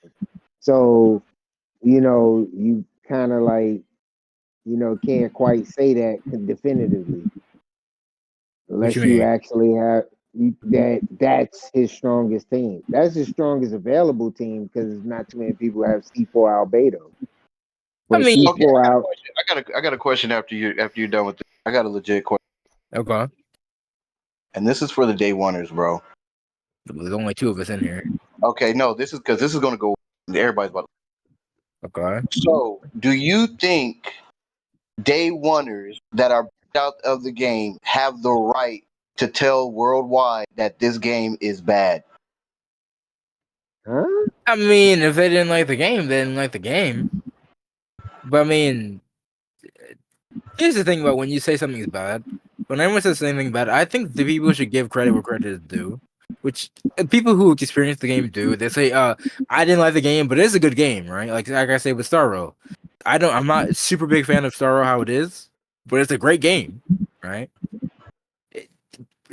Anyone who says this game is shit is tripping because if it was shit, it wouldn't have the millions of players it has. Yes. That's just a straight fact, right? It's like how I like to say Fortnite shit. I know it for a fact it's not because it wouldn't have the millions of players it has if it was, right? Like people have to understand that your opinion is not the fact of the matter. Your opinion is just an opinion, right? You can not like Amazon, but you can't disregard the fact that it's used everywhere, and like you can get anything you want at the click of a button, really. Anything you could conceive. Yeah, a lot of times. No, go ahead. A lot of times it just revolves around your platform. Because if you playing like if you play on PlayStation, the number one thing you're gonna check is what they got as far as free downloads. When you're in the app store, it's like what they got is free downloads. So you know what I'm saying? So all when it's a good game and it's a free download, you're gonna keep that game around. You know what I'm saying? Like until you don't want to play it no more. Yeah. It's just the same concept with Genshin. I You think know what I'm saying? The question was, do you think day oneers have the right to tell people game sucks. People that are burnt out, it doesn't have to be Genshin. It could just be a game that they're burnt out. Do you think they have the right, or you think it's fair for them to tell everybody that the game is trash? Well, I will tell you like this for me They're on entitled that to their own question. opinion. It's up to you to believe what you want to believe. You know what I'm saying? Like, you know, does anything that anybody say to you stop you from what you're doing? No. Then you just answered the question. Level of Like, preaching false narrative, though, is what I'm getting. then you still gonna do what you want to do. Everybody's entitled to their own opinion. Yeah. Like, to sit there and say anything other than that is starting to talk about amendments. You know what I'm saying? It's just everybody's entitled to their own opinion, and you just listen to it, and you're gonna do what you want to do. If you want to, Even if if you're you not, trying to lean, if you're trying to lean towards people influencing people to do something because of their platform saying, "Hey, look, I say that they trash, and it's trash now." Whatever.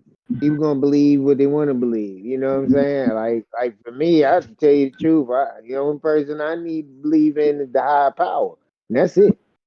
And everything else will find its own way. Yeah. What do you think, Phantom? I think that it's up to you to play the game, but my only thing is if you're gonna play a game, you're gonna play no matter what. You know what I mean? It's no way somebody's gonna tell you, oh, this game's trash or whatever. Like Tectone, they all do that. Like, oh, this game's trash or whatever. Oh, let me go try it out. Like Yeah. no Yeah. matter what, if you're gonna want to try the game, you're gonna try it no matter what. And nobody's opinion's gonna stop you from Yeah. that. But yeah, that people like Okay. how Yeah. Scoop and Kinko said, you're entitled to your own opinion. Yeah, I want to say Yeah. this about Yeah. Jing Yu real quick. I want to get back on that. before Yeah. we I switch back to JNU, I just want to say Yeah, that go ahead. I don't think the opinions are limited to day oneers. Anyone that's played the Yeah. game enough Yeah. can make a good enough assessment about the game, can make their criticisms and acknowledgments. Like, Yeah. we, Yeah. And listen, this is 100% guarantee. I'm telling y'all, most content creators that sit there and say that a game is trash, they don't get a check from that game. That's why they say the game is trash. Either they ain't got a contract, That is true. or the company said no. So of course they're gonna be like, "Man, don't play that game. That game is trash." Just think about that when you hear things. You be like, well, if they saying this game is bad, did they get a check? Are they getting paid for this? Oh, that's why. No, of course. Food for thought. If you're Food for getting paid, thought. you're gonna try and put in the best light so you get the most money. Let me say something real quick. Logan, you might want to step away, like put the mic back a bit, because you were like in there. If you to go like a Oh. not he was like in your that. face. Like, bro, I Oh. don't know if y'all heard, but I started dying because Logan sounded like one of them pilots with the mic, bro. You might want to just move the mic away a little bit. It's a little too close. But my headset, I don't know how to get farther away from my headset. can't you move the? You can't move the mic. You can't move the mic at all. My microphone is connected to my headset. It's not a separate entity. Well, I mean, I thought it might have been like mine, where you can like move it a bit. Here, I'll just turn you down then. I can connect to my PC to where I can connect to an actual microphone. I mean, no, you're fine. I'll just turn you down, but it did just for a second. I started dying. I don't know if anyone heard because I moved away from my mic because I want to start busting out loud laughing in front of it. But like, it just killed me when one just like I can't replicate because I don't have a headset on. But it just feels funny. Because I ripped duct tape a minute ago. Huh? That might have been it. Said duct tape. I had to get some duct tape real quick. That might have been the sound. Oh, I don't know. Either way, shoot, I was gonna say something. It was sorry. about. I was gonna say something about the cloud retainer, Oh Yeah, yeah. You can say that. Go.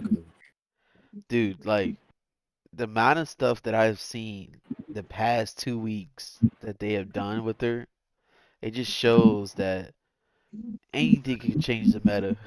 Like anything. Dude, you know what's funny? I remember I was looking on engineering's his videos, and when he did a video that like he did like an Amiga video where it's just like Yamiku bursting with like an emblem set, and someone's like, finally, not a plunge video, too much plunge meta. Like I think when it comes to Jan Yoon, I didn't expect like I expect it to just be a gimmick character, like oh you get the plunge, sure. I I didn't expect to see like C2 Jan Yoon, just C2 Jan Yoon alone being as powerful as it is, making characters do so much that every character you want can do at least 100k to 150k plunges with a Dang. C0 Jan Yoon. Just simply because of how powerful she makes punches. It's just kind of nuts to me. Like she really made plunging meta, and it's kind of dumb, but it's fun. It's fun. Fun to mess around with. So, I got a question. This last question I got. What do you think they can do to Honkai to make it better than, or is it perfect as it is? Wait, say you cut out. Say again. I said, what? Can you hear me? Yeah. What could Hoyo do to make Honkai better? Or is it good as it is, and they need? I'm pretty much enjoying it right now. I think mean, it's good as is. Right now, there are a lot of aspects of Star Rail that are better than Genshin. Add In that co-op. respect. Okay. Add co-op. All right. There, yeah, good. Yeah, co-op, sure. Yeah, I guess. Your friends for, right? Uh, I don't know. It's like it's already kind of good as is. There are a lot, like I said, there are a lot of aspects that they just took the issues of Genshin and then just put them in Star Rail and fixed them. Nice. I do know there is one thing. People say that the relic system in Star Rail is actually worse than Genshin because one, you can't have an all. I don't really know how the relic system is because I haven't gotten that far in Star Rail. But from what I've heard from people like Vars is that one, there's no off piece, so you have to have the 5-piece. that is true. Technically, two, there's 6-piece. It's 6. 6 pieces because you have to have that one planar, wherever it's called, planar thing, right? So you have to get more pieces, and it's harder to get a super solid set in that game. So it ends up being coming out as a worse system than even it is in Genshin. A lot of people hate artifacts in Genshin, by the way. A lot of people hate it. But they say Star Wars relics are worse. So I guess if that could be improved, which I don't know how it would be, but yeah. Okay. Fan? Yeah, I think that they need to have co-op better. Like they need to fix that. Like I want to be able to co-op in spiralabyss. I want to like co-op. We're talking about Star Wars, yeah. Genshin, sure, yeah. Oh, Yeah, Genshin would be dope. I think you said. We can talk about Oh, Genshin next. you We'll finish Star Rail. Yeah, And we'll go to Star Genshin Rail. next. Yeah, they need to add co-op to that game too. Yep. Agree. One I'll thing play it. I don't know how they would do it though because a turn-based game it's kind of already tough because like you might have to wait around. I honestly like it. I like it how it is. Yeah, I don't know how they would do it. You'd be waiting around for the person to do their turn. Yeah. Hey, Phantom, does that go along the lines of the speed time the other night? Yeah. Because like in Pokemon, when you do double, you can do double C co-op Pokemon, and that's turn-based. Yeah, it is speed tides to it. Yeah. Okay. You think they could add that? You think if they wanted to, or think that would be kind of? I mean, I don't think they're worried about that right now. They're going on a different avenue. They got to worry about other turn-based games, what they're doing, because turn-based. There's so many turn-based games in the gacha community. Yeah. So yeah, they've got to first worry about that, and that's why they're giving out so much stuff because they realize what they're doing. Like this is a hard platform to maintain. Yeah. Unlike Genshin, HSR has a lot of competition in the gacha space. They could add PvP though. Like they could add PvP because like that's what they kind of did in those type of games. Like it's an AI you're going against, but like it'd be like something similar. Like you can say that that's how Scoop would play. You know, Hmm. like it would do that. That's how they do in other turn-based games.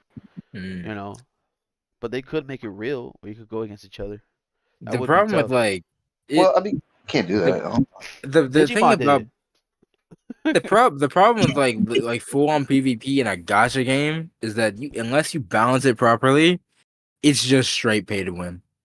It is the most pay to win thing. Like you'd Yeah, that's have why to they put find a the way to balance that. restrictions. They put And yeah, restrictions. they have to put restrictions. Yeah, that's what I'm saying. Like I know Honkai. Fun fact: Honkai Impact actually has a slight form of PvP where for the end game content there are leaderboards. They're actual Oh, leaderboards. That's what people want for Genshin. Actually, they want leaderboards. Like spiralabyss time leaderboards type thing. Spiral rewards. Oh, so they're trying to do the same thing for Honkai, like Spiral Abyss tournaments and stuff like that. I mean, They already Yeah. doing. They already. They I mean, already. we They have already fan made doing tournaments and all that type of stuff. I'm talking Yeah, about like real. I'm talking about real stuff. Like, yeah, yeah. They I mean, having there floor is already 12 tournaments for tournament. Star Rail. okay, Yeah, that's There already is, but it's not like real. It's people making them. Yeah. It's not oh, it's not official. got you. I mean, it's still Yeah, start. yeah. It's a start. It's gonna get there. If people are doing it, somebody's gonna pick it up and make profit. You've seen, I'm not sure how familiar you are now Oh, with Smash wait. Bros. Yeah, your Whoa. mic. Your mic kind Start- of buzzed out on you, Logan. I'm not sure if you are familiar with the Smash Bros. Interface, but they don't really, I think, have any form of official tournaments.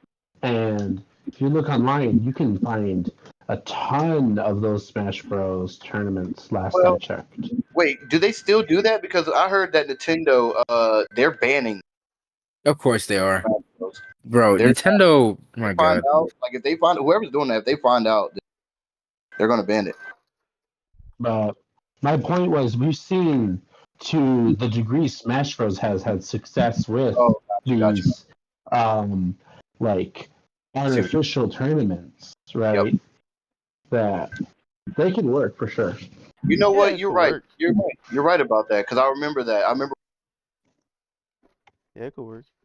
community tournaments, and then Nintendo picked up on that, and then on a grand scale type thing. Dude, Nintendo banning it, like that's something else.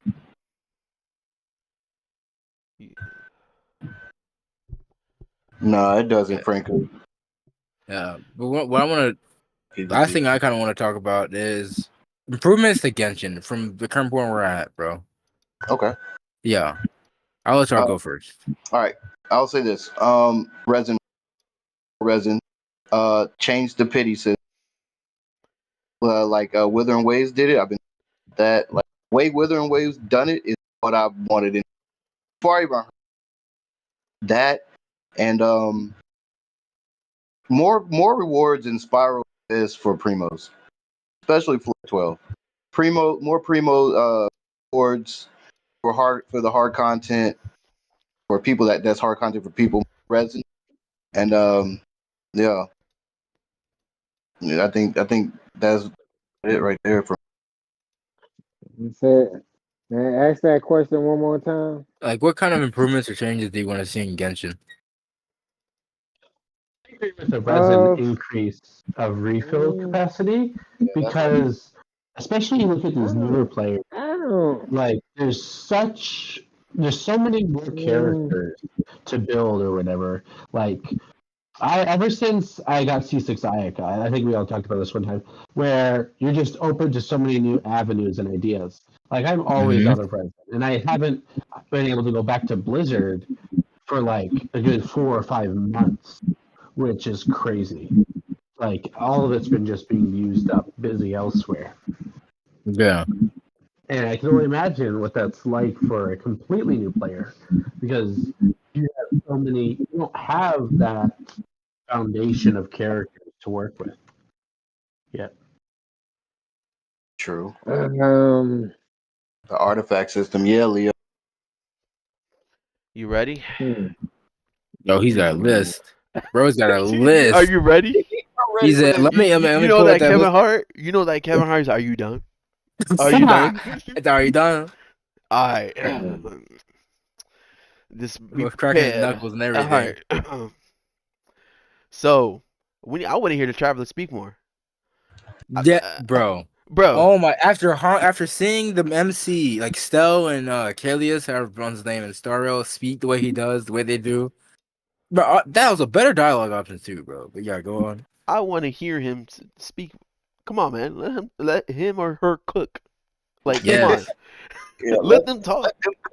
Yo, Like, fact. come on, man. Forget about Paimon's voice. All right. So, second thing, they need to buff physical and geo. Um, I don't know how though. I'm not. I really don't know how. I just feel like they neglect those tube elements that I just think they need to buff it somehow. Um, back to what I was saying earlier. Limited time events. They need to stop doing that. Make it always available. Just make it available. That 2.3, that 2.8 or 2.7 was Zhao, and he about to kill himself off. Like all that stuff. We need to see all that. There's somebody out there that can't. They live in life, not knowing that story's alive.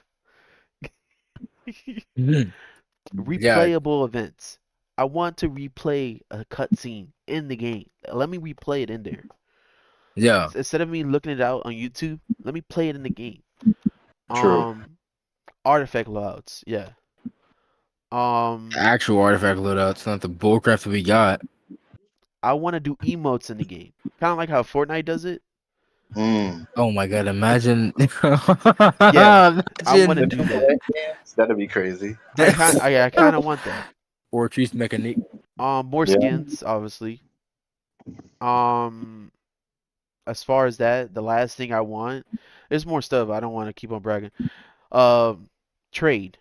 If I get something, this is a speculation. If I get something within 24 hours, I want to be able to trade something to you while you got something that I want within 24 hours. You know what I mean? And if there's a boss that I can't get to, they should make it where there's like a rush type of stuff. You know what I mean? Like something that they did that with the weekly boss, but there's still it doesn't help a person. Like right now, I have Cookie, right? I cannot go down to get the Ruin Spine boss. They need to make it where I can able to go to that boss. Hmm. You know, make me able to go to that boss and get that. Yeah, that's all I'm saying. Mika's buff. Yeah. So for me, main thing I want in Genshin, I just want, because you know how I am with combat and Genshin. I just want more ways. Because here's the thing, Genshin's combat system is very good, very polished, very good. It's wasted because once you get to the point where you're like at the height of the system, there's not really anything to use on besides going to the abyss on repeat. And I have fun with that, but like it would be amazing if there were like dungeons we could go into, raids we could do, stuff like that. More co-op content that we can like create teams in co-op and then like actually orchestrate things. Imagine that, bro. Imagine doing a raid with Genshin characters, bro. Like, come on, bro. Like a Destiny style raid with Genshin characters, excluding the parkour part 'cause I hated that part, but whatever. Just more permanent end game content would be amazing. They said a while back, I think they said that in a dev talk, something like that, where they would bring back something like Labyrinth Warriors, that type of event, like that type of permanent content. That would be amazing, bro. Like it's just Genshin to me, it's a good game, but there's so much wasted potential with Hoyo just not caring enough to expand the game more. They've got the budget and the money to do it, but they don't want to do it, and it honestly sucks. Yes. There's a lot of potential behind the Genshin systems right now, bro. They just don't want to expand it. Hold on, real quick, Scoop. I'm gonna let you cook. This is when This is when VO says players better. You say what? You cut out.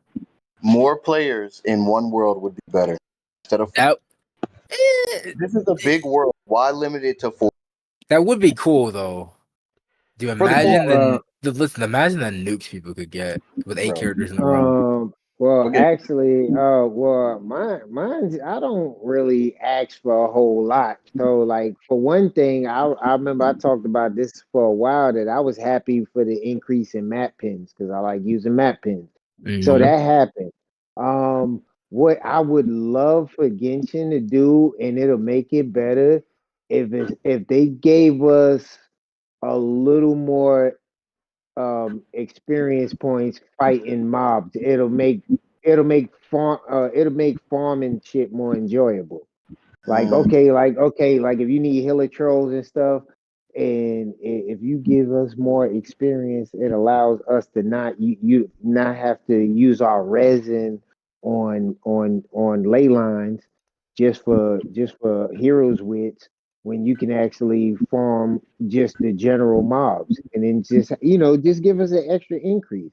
If just like okay, so let's just say um you increase a healer troll to give us maybe 100, 100 exp, and then the step above, if you're fighting the abyss mages and stuff, they might give you 300.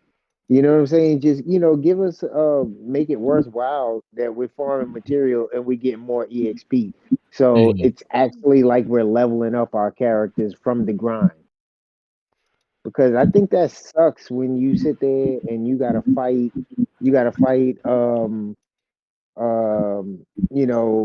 treasure hoarders and stuff, and you don't even get you don't even really see your experience bar move, Mm. You know, you it's know. funny. There was a story of a person who spent it took them a year and a half to get they leveled their Lamine from 80 to 90, but they purely with the EXP killing enemies. Purely that, and it took a year and a half to get that much EXP from that. Dang. Crazy, bro. Year and a half. Imagine. Dude, that's crazy.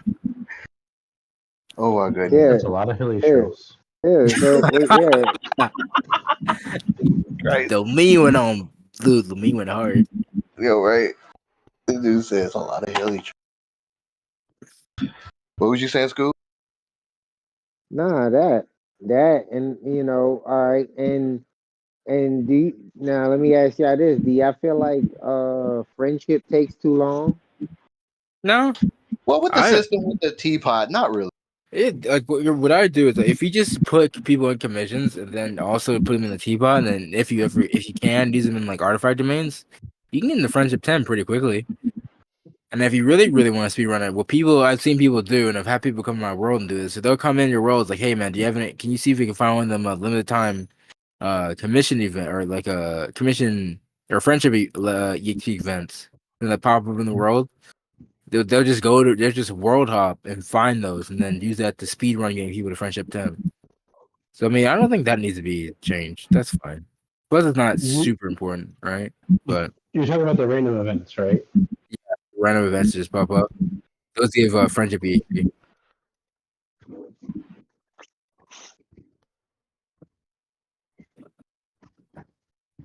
Do you guys I wonder, do you guys know what was the fastest somebody got a character to friendship level 10? I have no clue. Nah. I don't know.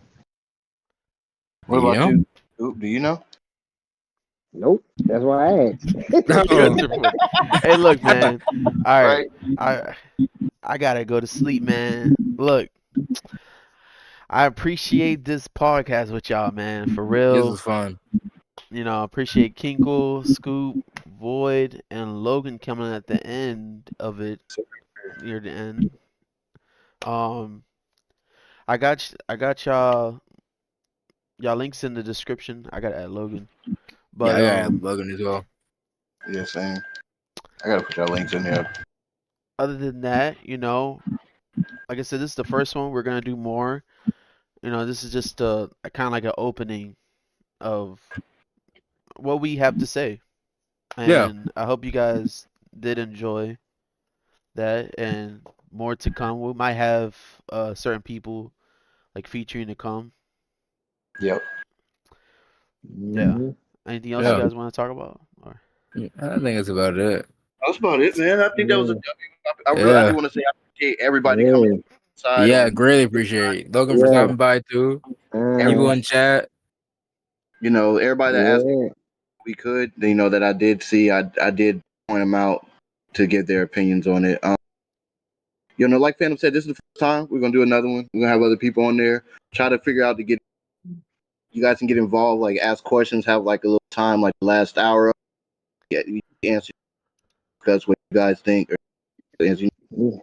you Yeah, guys. and then honestly, we just let y'all know what we do off stream because this is all we do is just talk about the same stuff like Dude, this. dude. We just invited y'all to what we do. And we all try to our best to give you guys good content, and we enjoy y'all. We love y'all, and we'll keep doing what we doing too.